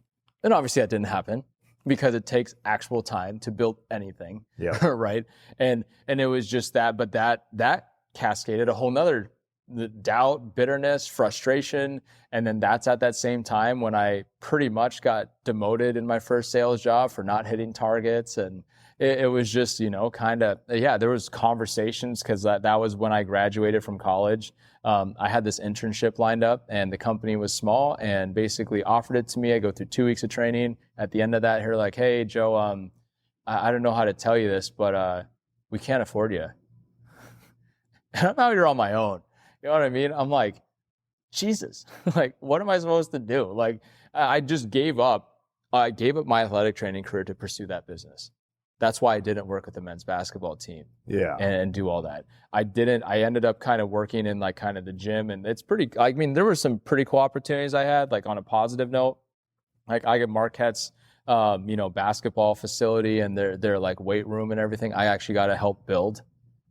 Which is pretty cool to see, and like all the equipment, technology, and being in that room, being around elite names, and like having Jimmy Butler and like the Chicago Bulls strength coaches come in, and I interviewed for an internship with the Brewers. That's a whole nother wild story, not for this podcast, but I'll tell you about it. It was pretty funny with LaCroix. Anyway, you probably figure where that might go, but it was an interview with the Brewers, and it was like all this stuff, and I wanted to be around eliteness because I felt what I was able to overcome was elite. Because I didn't know anyone else that had that kind of struggle. Now, granted, there's people that have had way worse, but that's why I respect the heck. I look at like Jimmy Butler, for example, right? That like his story, like that motivates me and why I kind of, those stories we were talking about even last night, like understanding like underdog stories, like I've relate a lot to it because I just had this like chip, like that I had to prove something. And it wasn't even to like any particular person. I just felt like the universe was trying to just stack everything against me. That's how it feels, but that's part of me. And this is where I get very frustrated with society today. Everyone's like, oh, woe is me. Like, stop that victim bullshit. Like, you're not a victim. You can overcome it, but you need to have the right mindset to overcome that. So that's why, like, when you see all my posts and stuff about mindset and like, it comes from very real scenarios that got me out of some of the darkest situations. And that's why I ended up not killing myself. I ended up not pursuing alcohol and drugs because I never saw myself as a victim. I just saw like, this absolutely freaking sucks. And there was actually, that's a lie. That's 100% because there were points where I felt like a victim, but I also knew that sitting in that wouldn't help anything. Don't make it a part of your identity. No. It's okay to feel like a victim. Yeah. Just don't make it part of your identity It wasn't, and move forward from it. 100%. Because I also remembered, and this is what I teach people now. I think people sometimes need to remember how great they are and have a personal highlight success reel that they go back to. And in my phone, I legitimately have all these. And the reason why I remember all these accolades so well is because I review it all the time. So when I have doubts about myself or life isn't where I want it to be or anything else, I review it to remind myself of what I've done and what I've overcome despite everything that was turned against me that I felt. And again, it wasn't anyone. Like, that's just life. People are going to die. People are going to, like, there's going to be alcohol abuse, all that kind of stuff. And like, you just have to figure out how to remind yourself of how great you are as a person. And I really believe, like, if you don't have some belief in a greater power, like, that's going to be very, very hard to do because you don't see how he sees you. You just see yourself for what you are at that moment. And I think that's the kind of energy I've tapped into lately. Because when you ask me, like, how am I so positive? I don't think it comes from me. I think I made it through so much for a reason. And I need to exist so more people hear that story. It like really makes me think about the fact that there always has to be like a balance to everything, right? So like, when people see somebody's very positive, they want to attribute that person to being happy all the time, that life's maybe easy for them, and that's why they're positive all the time. But more often than not, positive people have a very dark thing on the, underneath the layers that forces them to be positive. So it's even like this idea that if you grow up, like when you're a kid, right? If you grow up with being very secure of yourself, that might, you're not going to gain the edge of needing to work harder than others because you're so secure in yourself. So then there has to kind of be somebody who's like kind of a go-getter. You like almost have to have this balance of like, you're secure about yourself because you're confident in your abilities, but you're also a little insecure. So you feel like you need to prove yourself at the same time. When you find like a right balance of that, it works out. Like there is a right formula where just enough insecurity and just enough security together make you a person who's going to always strive forward and not accept just staying in the same place. Correct. But too much of one or the other probably pushes you one way, being more productive or less productive or whatever. Yep. And productive is such a subjective idea. 100%. At the end of the day, I truly believe if you have your priorities set and you're meeting them, then do whatever you want with your life. Because if that's your priority, nobody has any right to tell you what your priorities 100%. are. And that's where I've gained such a because before when I was doing all that stuff, I used to think of why isn't anyone else just pursuing success at this level? Yes. Like, I'm like, why is no one else seeing this? Why is no one else? And I would get frustrated even in like business because I'd share this business plan and this vision and everything else. And I just started to realize and I would be mad because they didn't want to pursue this life. And like, I'm like, what's wrong with you? Like, but it was unhealthy. Like that wasn't healthy. And I totally know that now, but in the moment, I'm like so confused. I'm like, but I've had and then again, I know that there are people that have had even a harder story than mine, 100,000%. So this isn't like some kind of like, wow, look at everything I've gone through. Like this is just my story. And that's where I kind of, what I started to realize. And this is another humbling thing that when I was like jobs and everything else through college, one of them was being a trainer at Alley Fitness up in Bayshore Mall. And where I met some of the greatest people that I still stay in touch with today, actually, it's kind of funny. But like that's when I had to take the city bus, right? Again, through downtown Milwaukee and like 10 o'clock at night. That's sketchy. Dude, but that was literally left the gym at 9. That take from a 45-minute bus ride from Bayshore Mall to Marquette's campus. Because again, I didn't have a car. And the things that I saw and the things that I thought of, and there was so many times I like thought, and I'm like, I don't have it that bad. Like it sucks. There's things in this, like, what ended up happening my junior year. I think just going along the timeline, like my grandpa did end up passing away. It was very, very hard that summer. I had to fly out, and this is like the craziest. There's so many stories I have from building that business that built my character. Right. There was one time we were taking like a bus and there's like a lot of foreign students that don't speak English. Our bus caught fire. I'm literally like 2 seats from the back and we feel this heat and our bus caught fire as we're like in the middle of nowhere, Midwest, absolutely nowhere. And we actually the bus broke down and everything. Fortunately, we were all safe, but the bus literally was flaming and it was just broke down. And we were on this way to this conference and I just remember being like, I always figured out a way to kind of have humor in bad situations because the only this is 2 a.m. and we're sitting on a bus and I was like just so adrenaline about like I almost just like are we gonna die right now? Like, and my buddies and I were just like, there's a couple of us and we're sitting there and there's like it's freezing because it's in the middle of winter and somehow it's still, I think it was in the middle, I don't even remember anymore. But like we were escorted by cops to this like local motel in like middle of Indiana, nowhere. And like I was actually taking a video like, look, because I've never been to jail, thank God. Like I've never, none of that stuff. And I'm like sitting there like taking this video of like, I'm being escorted by cops, like trying to make it funny. And then like Hugh, my mentor, he's like, dude, this isn't hilarious, man. What are you doing? Like there was so much else emotionally going on that I was trying to like make light of it. But there was that story. There was a story where like one time like we drove from Indianapolis to Milwaukee in straight blizzard conditions the entire way. Like it was like, dude, it was like my I literally had a 9-hour cardio session because my heart rate driving down, I missed the turn to like avoid downtown Chicago. Everyone's spinning out. It's a blizzard, like for 9 hours, going 30 miles an hour on like highways. Like it was nuts. And like that, all of that to build my dream, whatever that was going to be. And I didn't think anything of it at that time, but I'm like, I'm paying the price. I'm paying the price. I'm paying the price, or I'm sacrificing. It became this like high honor of sacrifice to a point that it became all about sacrifice and about like no fun, no anything. And it was just like, if you weren't working hard, if you weren't sacrificing, you're less than. And I had an unhealthy view of people. If they weren't working hard, if you weren't working hard, you're dead to me. Yeah. Okay. So now, did you feel like that view of people would actually affect how you would treat people, or would affect how you would talk to people? I think I just thought even like, and it was crazy that I think of this because I just saw him at the Phoenix airport. No, I saw him at the airport in Milwaukee actually before, like we were on a trip before we came here.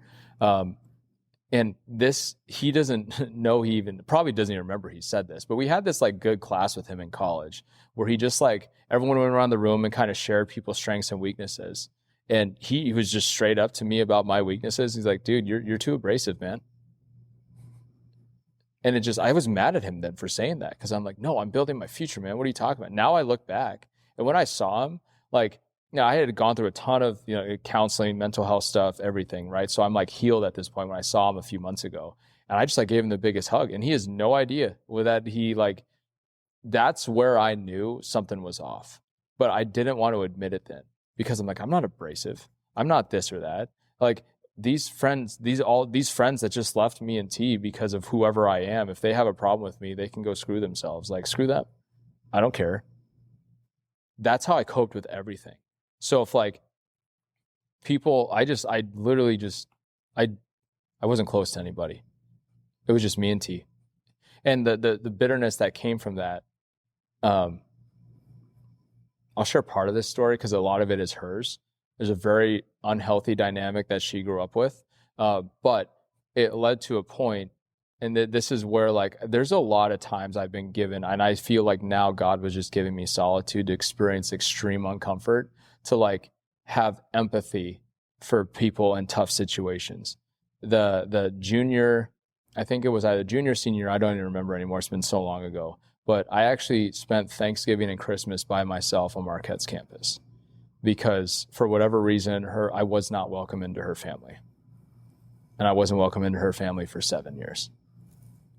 And so the dynamics that came with that and me pursuing business and me having this like chip on my shoulder already and just not feeling welcome into my future. I knew I was going to marry her, my future wife's family. It was something that just rocked me again. And that was at the same time that, flew out. Oh, that's what I was going to say. Flew out to see my grandpa for the last time. And this is where like all of a sudden it became this, like, I'm paying the price. Like that when we visited my grandpa, the 2 hurricanes were on track for Hawaii. And just to give you perspective, the radius of like a Hawaiian island is like 50 miles and the radius of a hurricane's like 200 or something like that, I think. Yeah. It's like if a hurricane actually hit direct, like you would wipe out the whole island. And so I remember this is 2 a.m. No, I'm trying to remember this. It's hard to remember. I think it was like whatever it was, we're sitting there and the hurricane's going on, the palm trees are just going absolutely berserk. And I was actually plugging into a business conference via Zoom or whatever we had at the time, Skype or whatever, learning about, again, how to build my team, how to sell things, how to do that. And I'm like sitting there like kind of feeling sorry for myself. I'm like, man, like this sucks. Like my grandpa's here dying, like all this family dynamic that I haven't dealt with at all. Like I don't care. And I'm like sitting here like with my family, but like they're all kind of just doing whatever. And again, that's where it started there being an unhealthy relationship with my family where I'm like, I'm way better than all of them, right? Because I'm pursuing all this and all of them are just kind of doing their thing. I'm the one going into another room when I don't need to. Well, my grandpa's dying, we're in a hurricane, and I'm literally on a business conference event. And all these stories just contribute to like, without any taking care of, like turned into a very unhealthy mindset of like, get on my level or get out of my way.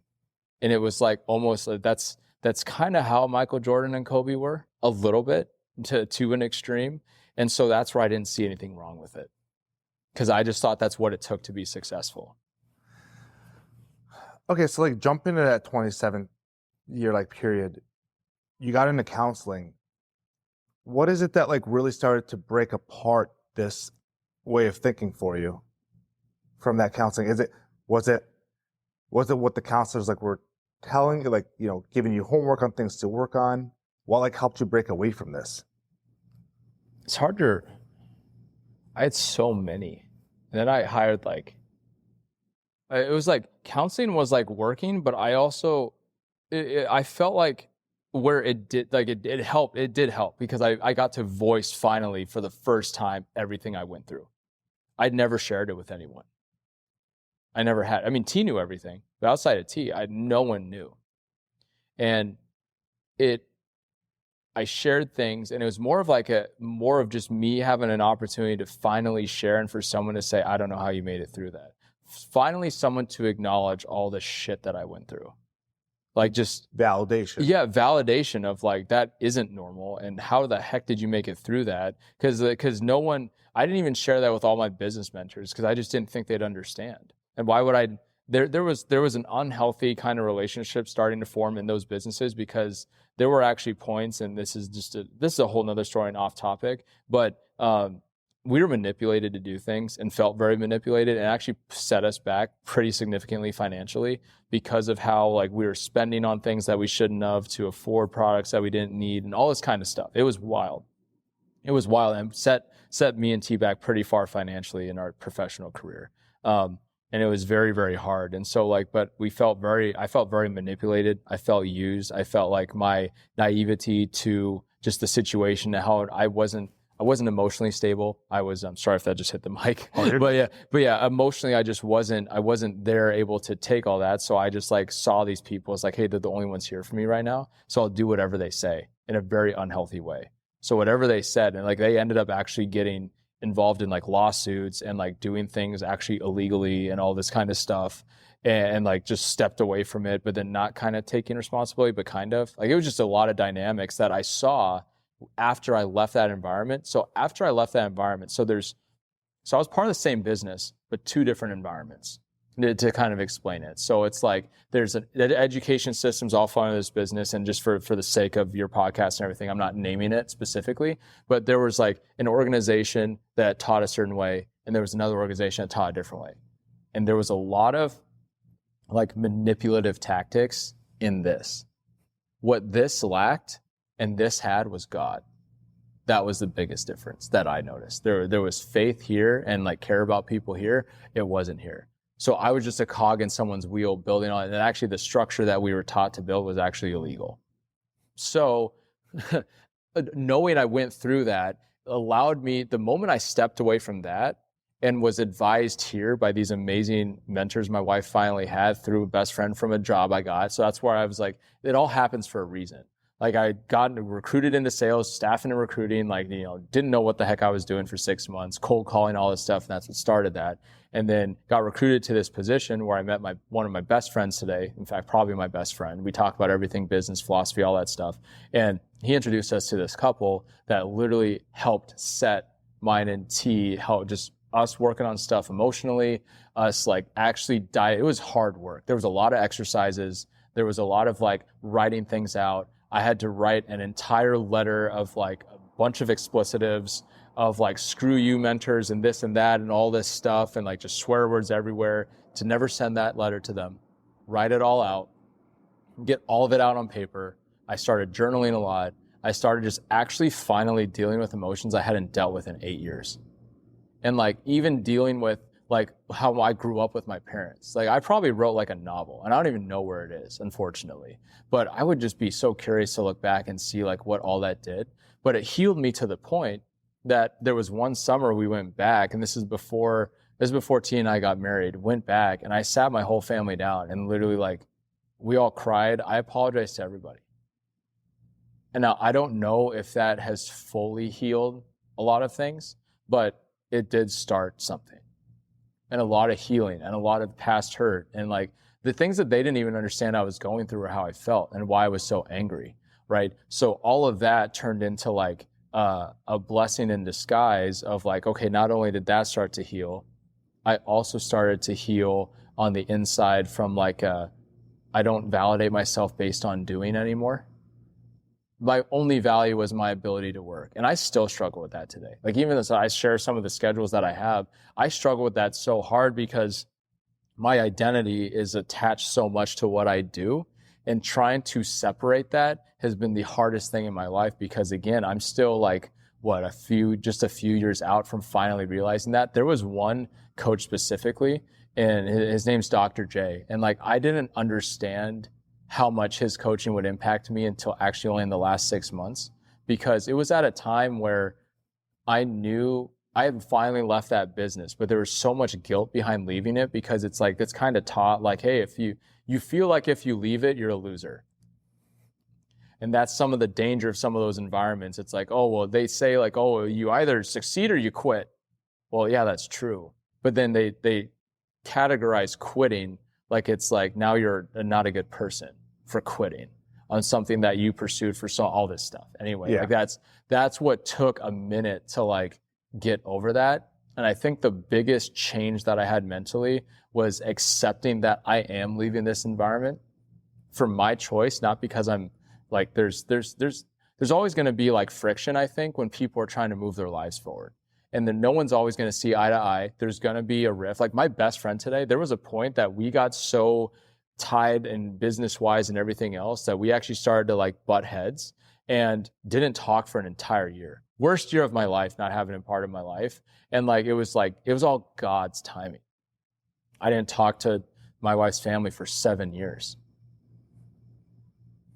They initially weren't even invited to our wedding. That's a whole nother story for her to share. Yeah. But that whole thing, it's like COVID, as much as a horrible experience and moving our wedding and all that stuff happened, it actually gave time for healing. Now I text her mom and dad now. Like I cried at our wedding when he gave her to me because I never saw that happening. I was bawling my eyes out at our wedding because like no one understood. But I was like, I didn't have a relationship with them a year ago. For 7 years. For 7 years. From 20 when I started dating her to 27. No contact at all. Name it. Holidays, like texting, like, hey, let's go like watch this game. Nothing. It was just me and T. It was just me and T. And we would go back to like but we were building business and like didn't have the money to just fly out to Portland all the time. So I didn't see them all the time, but it was very hard. So it's like all of a sudden the relationship with my best friend today healed. The relationship with her family and her dynamic and me forgiving them healed because of all the different, and like there's been coaches that have been and mentors and like counselors, I'd say specifically like trained psychologists that have been more helpful than others. But like the biggest one, I think the recent breakthrough I had to just accept my story was Dr. J. Okay. And like he was a gold medal Pan American, I don't know, what do you call it? Forgive me, Dr. J, if you listen to this, but like Olympian, like very high end biking, BMX. Okay. Yeah. So he did extremely well, but he just made it very simple. It's just like, dude, you're built for certain things. Just because one thing didn't work doesn't mean you suck. You're just built for something else. And then now all of a sudden, my identity started to be less about like what I was doing and more about like, okay, God, why am I here? And that has started to just radically change how I just have such an understanding and patience with people now. Like I'm not like a lot of the bitterness, and there's still some there that I work through, but a lot of it starts to become like, I understand where you're at. And I'm not mad anymore. Like if someone's living a great life, why am I mad when you had the life that I actually want my kids to live? I don't want them to go through what I went through. Like I'm not upset anymore. Like I'm actually, we're recently in the last couple of years, and maybe seem like more positive. It's like I have a It's not a naive positivity anymore. It's like a realistic positivity. Nothing's like too bad that I can't handle with everything I've been through, and nothing's like so amazing that doesn't mean like I'm not going to have a bad day. It's also like so important to realize that like being positive. I just had a thought there and I just lost it. Oh, that's okay. Sorry, keep going. Keep going. Something about being positive when you're asking like, how are you positive? And I don't think it's necessarily positive, but there's hope. Okay, realistic. That's what it is. So realistic positivity. That what you just said right there. Yeah. There's one thing about being overly optimistic and positive all the time. I think realistic positivity comes from a place of, well, what's the point of being negative? Yeah. I'm not gonna be overly positive, but like, why be negative in this moment? Yeah, maybe this hard thing happened, but I can be positive that there is a lesson to be learned here. Now, next time I know not to do that, you know, and that kind of what you taught. About? So it's funny you say that because I've been studying psychology a lot lately and just people and like all these different, I follow so many influencers, just people that I feel like are delivering good content on experience. And one thing I've learned is like all the books from like, I think 1950s and before talked about like, like positive mindset, like the power of the spoken word and positivity and stuff. And it's actually a form of insecurity is what I'm starting to realize is because here's the thing, what you do is actually harm yourself when you're so positive, because that's what I did. It was a coping mechanism to like actually not, if I'm just real, because people appreciate truth. But like, if you know deep down, it's like, it sucks. And you're like saying these positive affirmations, you're actually telling yourself a lie because your eyes and every emotions experience one thing. And then you're trying to like speak it out. No, how you actually deal with it is like, this is what I've actually been teaching the members on my team because I'm a sales manager now and I teach them this and I teach different people that I coach. It's like, no, acknowledge it. You need to acknowledge the feeling, the emotion. You need to acknowledge how you're actually, because that's what I learned in counseling and going through all like psychiatry and everything else is like, you need to have an outlet to acknowledge it, embrace it for what it is, and then insert a dose of hope into it that it's going to get better. It doesn't need to all of a sudden be like, oh, now everything's amazing. No, can it just be 1% better today? People hear me talk about it all the time, be 1% better. That can be your mindset, that can be your physique, that can be like in sales, that can be in business. Like if you just focus on 1% better, even a fraction in that direction will start to help you get out of it. But if we choose not to stay on that path, we'll revert back to. So that's where I think like realistic optimism needs to happen. And I think people experience that in their own way. I don't think it's just something that happens overnight. I think people eventually develop an ability to like, how do I say it? Like you can embrace a lot more. Like it impacts you a lot less. Like when something crazy drastic happens, like, and I preach this a lot. I say preach, I'm not a preacher, but like, it's just like when I say this to people, I'm like, you will either be forced by life to change or you will force change upon yourself to be able to handle more. And that's how you expand your capacity. We were talking like change is hard. We had a great conversation on that because I think there is a level where it's hard, but I think also for certain people, it can feel like they have it easier, but that's because they were forced to change by life.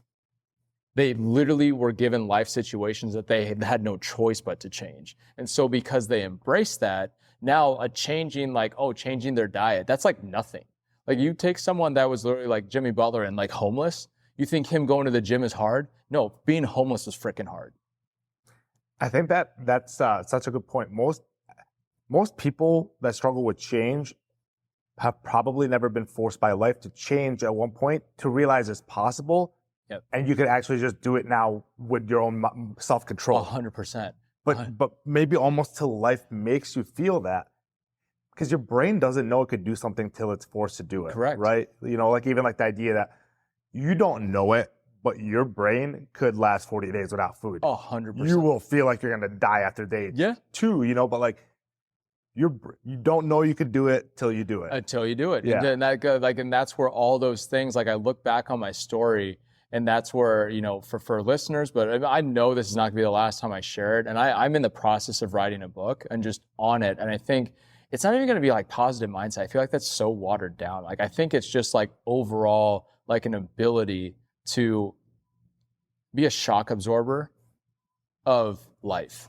Because I think the better you are at being, I told this to my sales team, and even on, I was very fortunate actually recently to be featured on a cold call prospecting training, and it had I think starting out the call 2,000 plus people across the world on it, and then by the time I was training, probably 1,700. And I told them this: it's you are paid based off your emotional stability, your emotional quotient, your ability to take shit and come out stronger from it, not be throttled by it. But you can sit, how you handle it, it's okay, it's kind of, you throw something on this, bed or whatever that is really, really soft, and it just sinks and it stays there, right? Kind of you just absorb it. But if you can be the bed that's a little firmer, then things just bounce off of you.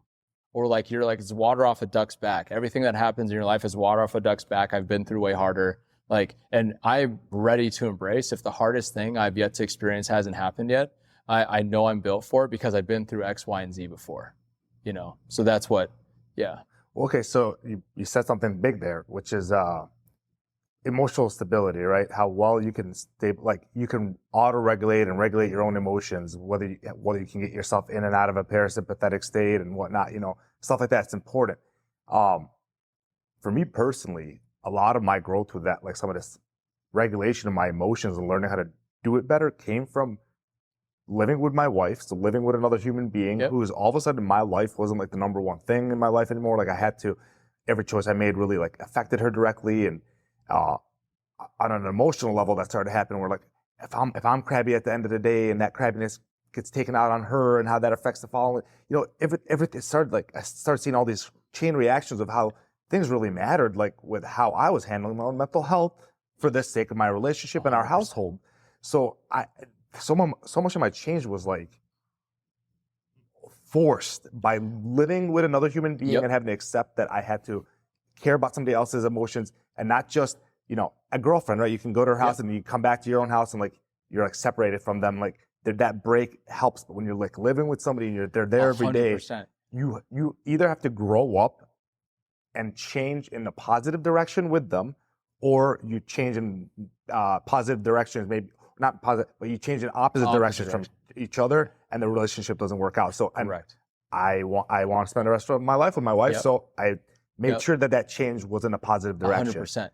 How do you feel like you had that at all? Oh my goodness, T has been incredible. Because how we see it now, and we've had so many conversations on this, but we've had separate counseling, we've had couples counseling, we've had to really, and some of those times, there are legit times where we got in fights in front of our counselor because we just didn't see eye to eye, and we learned so much through it. But we keep each other accountable, and it's if we're not both growing, this isn't going to work. That doesn't mean you have to grow in the same pace that I'm. You grow for you. There's three parts growing, right? You need to be growing as an individual, wife, husband. You need to be growing, and then as a unit, you need to be growing.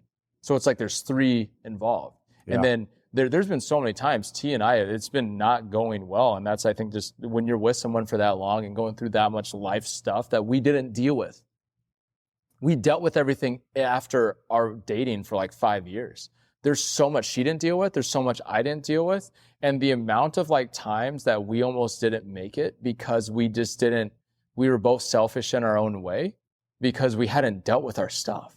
And the problem is, I think sometimes in people and especially why people struggle so hard, I feel in relationships today, is because they're so codependent on someone else to help them figure out what actually they need to be working on themselves.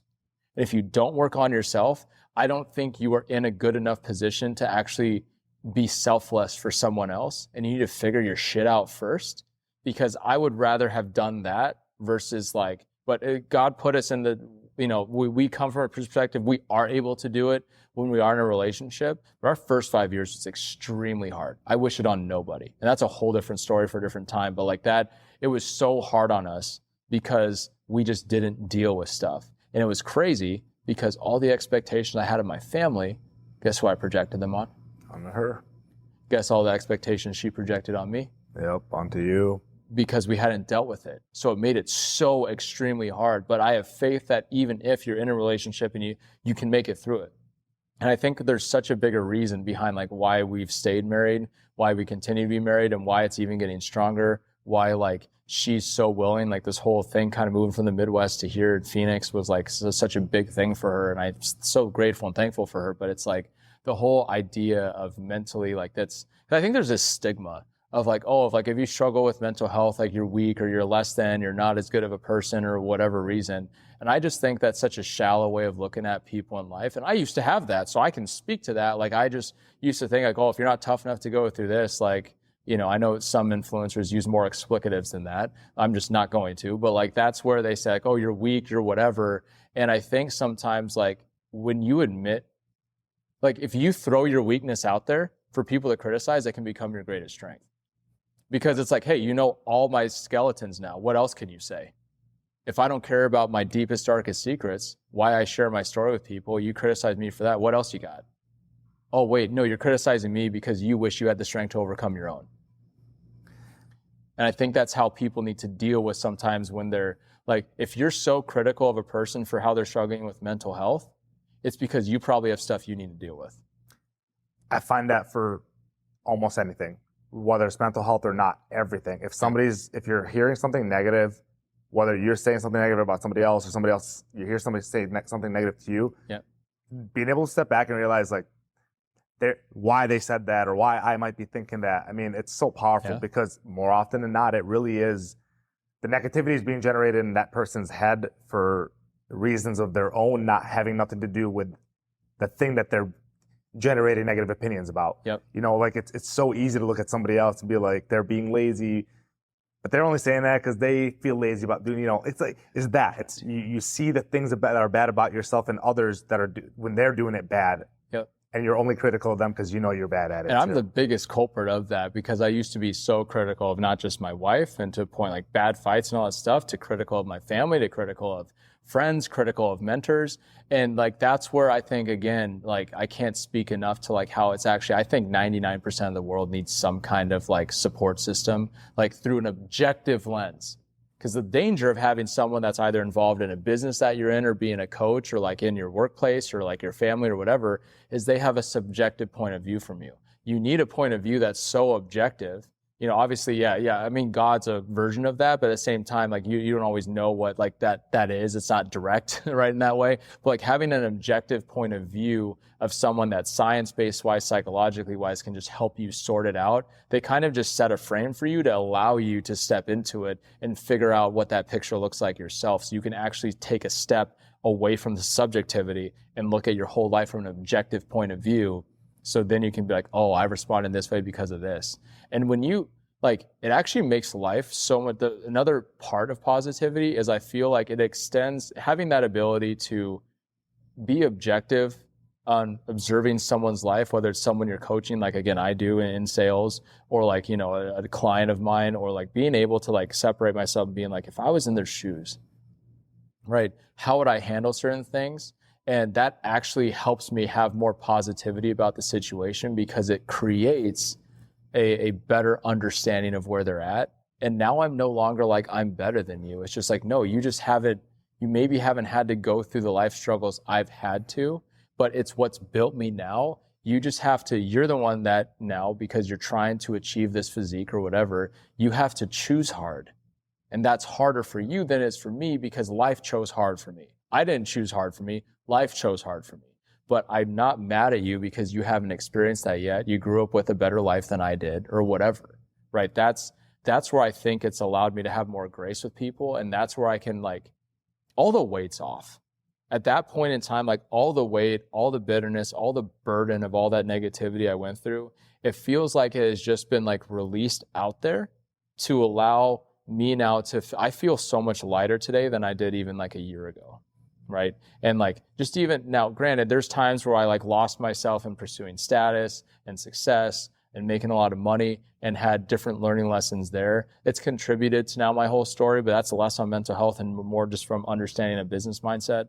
But like, that's what's allowed me to feel more free.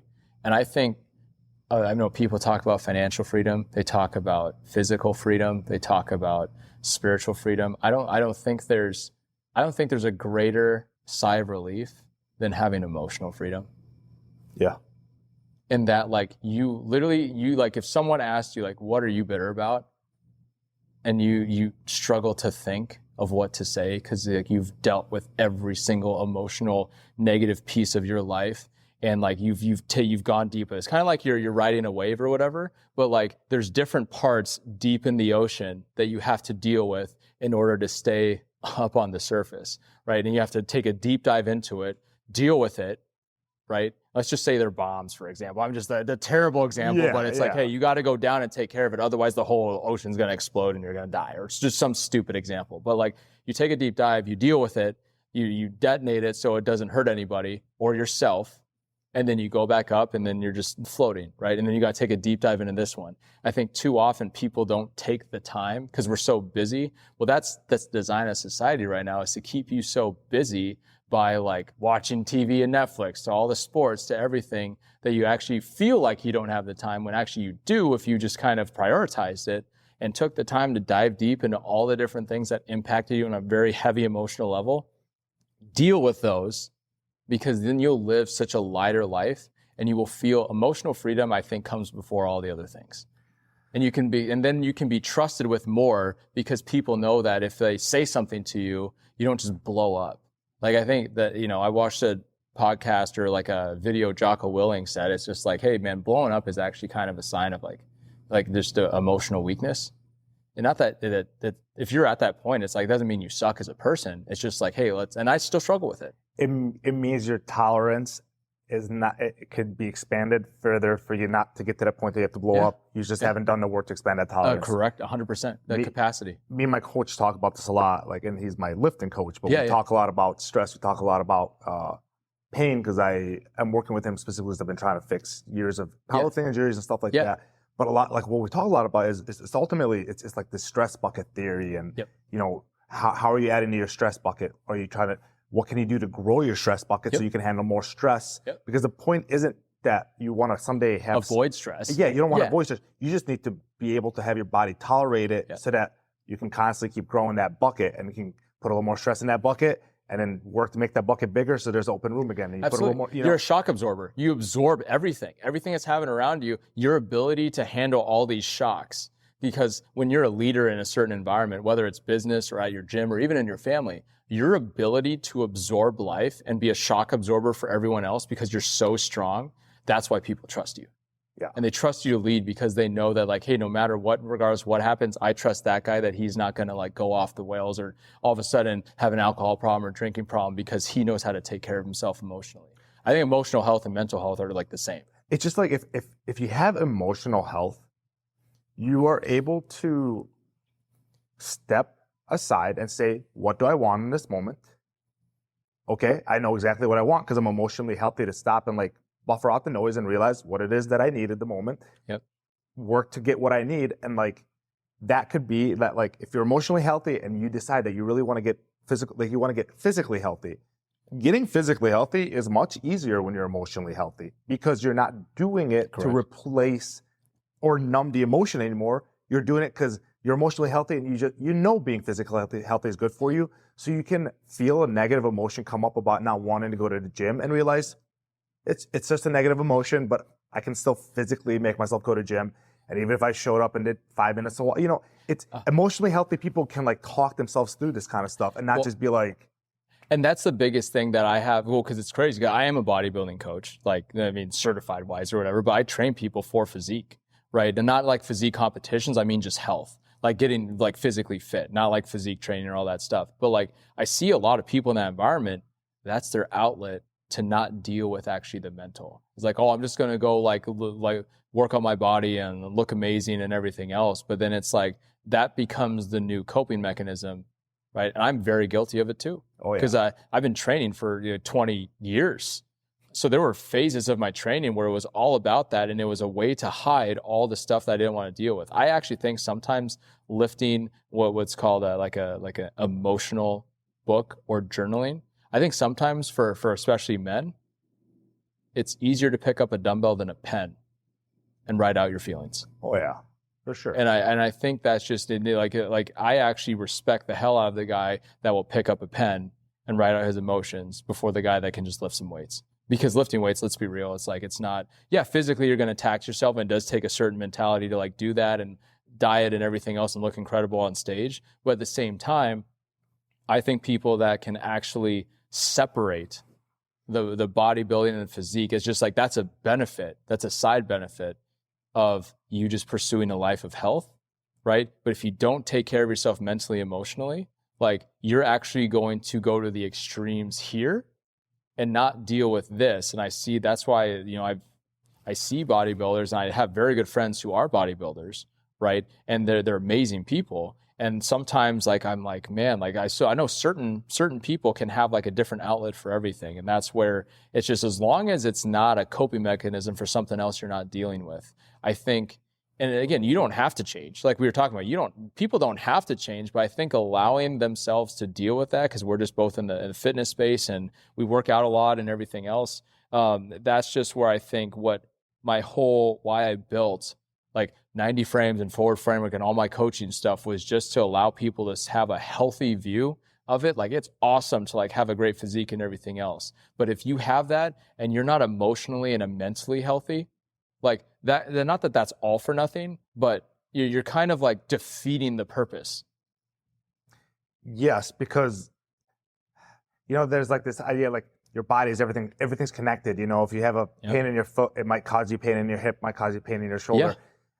But like, the way our body is all connected, it's like we're so physically and mentally integrated. Yep. That like physical health and mental, like you have one and the same. Yeah, you can ignore one for so long. You might have the genetics to be able to ignore one for so long and compete at a high level or perform at a high level, but eventually it catches up, and it catches up through injuries. It catches up through wear and tear in your joints and body in a way that your body perceives as a high level of pain, because pain is very subjective. Yep. Usually pain is very much correlated with stress levels and cortisol levels and like absolutely lack of recovery. So like, you know, all of it is, it's connected, and it has to be connected because your brain and your body are one thing. Yeah. You know, well, and you talk about that bucket of stress. Like, stress isn't just like what you do in the gym or your diet. It's like emotional, mental, everything you're carrying baggage wise. And what I started to realize, like, when you kind of going back to like what allowed me at like 27 to start to, one, I started to expand my capacity, but two, that bucket was so full of other stressors. I would know what I learned how to do, learned how to drill a big hole in the bottom of that bucket so I could drain all the stressors and recover quicker. Right? Because I noticed my ability to recover was directly correlated to how much emotional, mental stress or problems I wasn't dealing with. All right, so let's see. So my coach's analogy of this is going to point out what you just said is wrong. Okay, so that's fair. When we talked about the stress bucket, we talked about it from the point of view of you're filling the stress bucket, right? And when you start getting towards the top and you're overflowing your stress, when people start doing things like drinking, you know, using drugs, eating, binge eating, you know, stuff like that, that stuff is what's drilling holes in the bottom of your bucket so that you can try to drain stress out, because you try to drain stress out by doing things that make you feel relaxed. But what you're getting is a false sense of relaxation, as if your stress has gone away because you used a substance, ate something delicious, junk food. But all you're doing is just messing up your body's ability to handle stress. But because what you need to let your body do is let it overflow and then come back to homeostasis and not keep drilling those holes. That's actually a fairly good point. I literally am just, now that I think it, 100%. Because I think people use those as often, and like you talked about coping mechanisms. Like now, okay, let's build off that analogy, because now I see exactly what you're saying. Because like, I had a visual from like a bodybuilding like video I saw once of like overtraining and stuff, because I had overtrained way too often. Yeah. And that's how I learned how to not to. But let's say this, okay, so you don't want to actually, let's say your goal is to actually make the bucket like bigger, but also stronger. And so if you're drilling holes in the bucket, is that going to make it stronger? No. If you overflow it, let it happen, but then figure out how to make your bucket bigger to have a bigger bucket, but also the pieces of the bucket are stronger to hold more. That's how I think, like, I don't know, layers of good ways to cope with stress add to the thickness of that bucket. Let's say just in this example, right? To be able to handle more and heavier water, or like more of heavier water always the same, but like, Yeah. like heavier substances, for example, like more weight, more capacity. And that's how you expand the capacity. Well, because essentially, if you get good at meditating and you get really good at, you can, within 5 minutes, control your breathing and down regulate yourself. That's an increased ability to make your bucket bigger. So in the moment, your stress levels didn't change, but by down regulating yourself through breathing techniques, because you trained that, you've gotten good at it, you essentially have just made your bucket bigger so that the same amount of stress has less impact on you. Yeah, no, 100%. And I think going back to just my whole story and why we're here is like the more everything that happens to me now, there's absolutely stressful situations, but it feels like nothing, because it was my ability to handle so much stress was forced upon me at such a young age that my capacity to handle things emotionally was like, now granted, did I not dealing with them actually was kind of like plugging holes in my bucket because I wasn't dealing with them. That was my way. And then that turned into the gym. I still think the gym can be a form of negative coping if you don't know how to emotionally handle things the right way, right? But that's where being able to rebuild my life, what I've kind of felt like the last 3 to 4 years, COVID being a blessing in that, being able to actually like, the more free I became mentally and emotionally, that's why all of a sudden where some people are like, oh my goodness, like how did you do this so quick or whatever? It wasn't so quick. One, I started I had the hard work before. I just didn't have the emotional, mental stability to handle the results of what that hard work would bring. Yeah. Right. And so that's where I feel like if you want to like build a life for yourself, if you don't take care of it now, it may show up in a way that when you all of a sudden have the things and the accumulations or the accolades or the wealth or whatever you're pursuing, and then it shows up then and you haven't dealt with it, that could be catastrophic. That could be like a nuclear bomb on your life. And I've seen it so many times. Like where people make that one, there was a weakness they didn't deal with from very early on, and that one weakness radically changed. Like there's so many podcasts recently that talk about like your ability to not have massive mistakes. You can make a bunch of like small mistakes, but you make one big mistake and that can blow up 5 to 10 years of work. Yeah. That's such a potent point. Yeah. Make mistakes, but that's not an excuse to make catastrophic mistakes. You can't make a catastrophic mistake. Otherwise, it will set you back, and that's just going to be your story. And if you've done that, like, God bless you. Like, it allows you to now see, but you're going to have to deal with that mistake. And I've seen a lot of people in business, like you hear, like all these people have their like Tim Grover talks about their dark side. And it's the guys that don't know how to tame their dark side and use it as motivation and energy that some weakness comes out, and it comes out after they have all the success, fame, accolades, wealth, all that stuff. And then all of a sudden people only know them for the catastrophic mistake. Yeah. That makes so that's a lot why of I sense. truly support everything you're doing, man. I enjoy just knowing you and your wife and getting to meet you guys more and know you more. And I think the biggest thing is like the last thing I'll say, and I feel like, unless you have other questions for me, it's kind of like understanding when you have a support system of people that are like-minded and share your values, but also they challenge you. They challenge you to deal with your mental. The reason I have the best friends that I do now is they challenge me mentally and emotionally to go seek help. They challenged me mentally and emotionally to figure my shit out before I had any responsibility leading anybody, including my family, my wife. And that having friends that can do that for you, those are friends.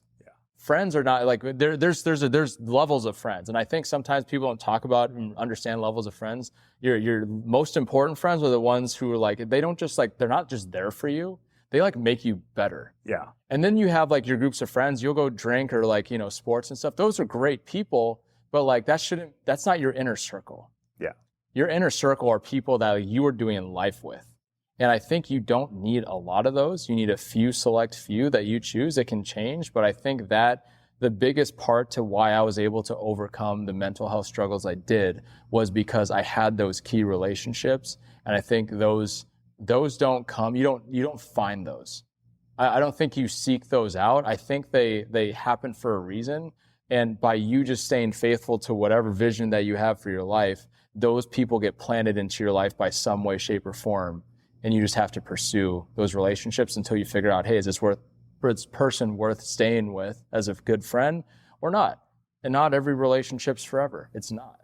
because the older you get, the more you really do. I mean, you are a culmination of the people you spend the most time with. 100%. And at the end of the older you get, the more you're like, wow, that is so potent. Yeah. That is such a real thing. Yeah, absolutely. And Yeah. that's why I'm excited to continue to get to know you and your wife. And like, you know, I can tell we just think so much alike and can build our brands and everything and what you're doing. So if there's any way, you know, T and I can help you guys in any way, we're here for you. So we appreciate that. I mean, I really appreciate you coming on today and being willing to sit down and do this conversation. This was a phenomenal, you know, interview. And I think so much value to be gained from it. So many good, you know, ideas and thoughts that people can chew on and see how it affects them and how it gets their mind thinking about the way that they have been handling their own struggles and how sometimes you can think you've been handling it and you haven't been handling it. And just what it really means to like sweep it under the rug and realize that eventually it has to get taken care of. It has to. Otherwise it will, like, the sweeping under the rug, and we've seen it in both our families, different versions of that. Like we talk about like the chains of generations, and maybe this is our last thought. Maybe it's not, because we'll keep talking, but like if it is our last thought, the chains that come from generations past, right? The buck stops at me. Yes. Of emotional, mental baggage, it stops at me. But if people treated their life with that kind of responsibility, I think there would be more people not just seeking psychological, mental coaches, all that kind of help.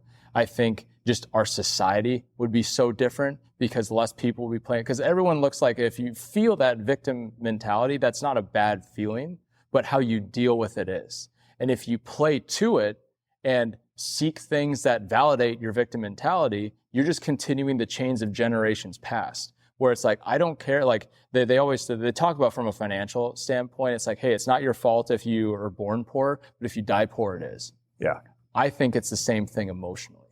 If you have so much emotional baggage from like your life and family and everything else, but if you don't deal with yours, you're just going to pass it down to your kids. And I think that's the biggest, most important thing of what you're doing is like, it's helping people deal with stuff or understanding a perspective so they can stay dialed into their life and pursue it in a way that will actually help their kids by dealing with their stuff now, or, you know, maybe grandkids or whoever's listening, right? But that's going to help them get to the next level in their life. I literally could not agree more with that. I think it's a crucial point that a lot of people could really, really need to hear and like let it soak in and understand that you have the ability to control how you handle your emotional baggage, because we are in an age of information and in an age where you can get access to help from so many different references and resources.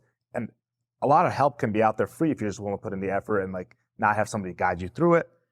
You just have to be willing to do it. But the truth is, at the end of the day, you do have control to better handle your emotional baggage so that you don't pass it on to your own kids. And then they have to now deal with it and not pass it on to their own. Yeah, you're not responsible for what happens to you, but you are responsible for how you respond. 100%. Well, thank you again. Awesome, this was awesome. This was a great conversation. Thank you guys for tuning in to another episode of Unturned Stones. People, I'll tag you on Fashion Fitness LLC. LLC. Yeah, that's my Instagram. Yep, and then I'll also tag your Instagram. Where people can find me. Exactly. Instagram, Facebook, Fashion Fitness LLC. It's kind of my personal brand. Coaching's forward framework. Again, sales coach for Jeremy Miner. Kind of all this stuff that I'm doing right now. Again, it's part of it is just like their vehicles to allow me to share my story. So again, appreciate you allowing me on your platform and being able to share, and hope this impacts a lot of people, because I know there's a lot of people out there that need hope right now. So appreciate you, dude. Yeah, of course. Well, awesome, thank you. Awesome. If you guys enjoyed this episode, please like and subscribe to the podcast on any and all platforms if you'd like. If you leave some reviews as well, that'd be great. Just help the podcast get a little bit more traction with having a little bit more reviews, whether it's on Spotify or Apple. Otherwise, thank you guys, and I look forward to, we got 2024 here, so first episode of the year. 11 more episodes. Dude, Mamba year, first episode? First episode of the year. Let's go, man. Yeah. Kobe. Season number 2, baby. Let's go. Take care, guys. Take care. Thank you.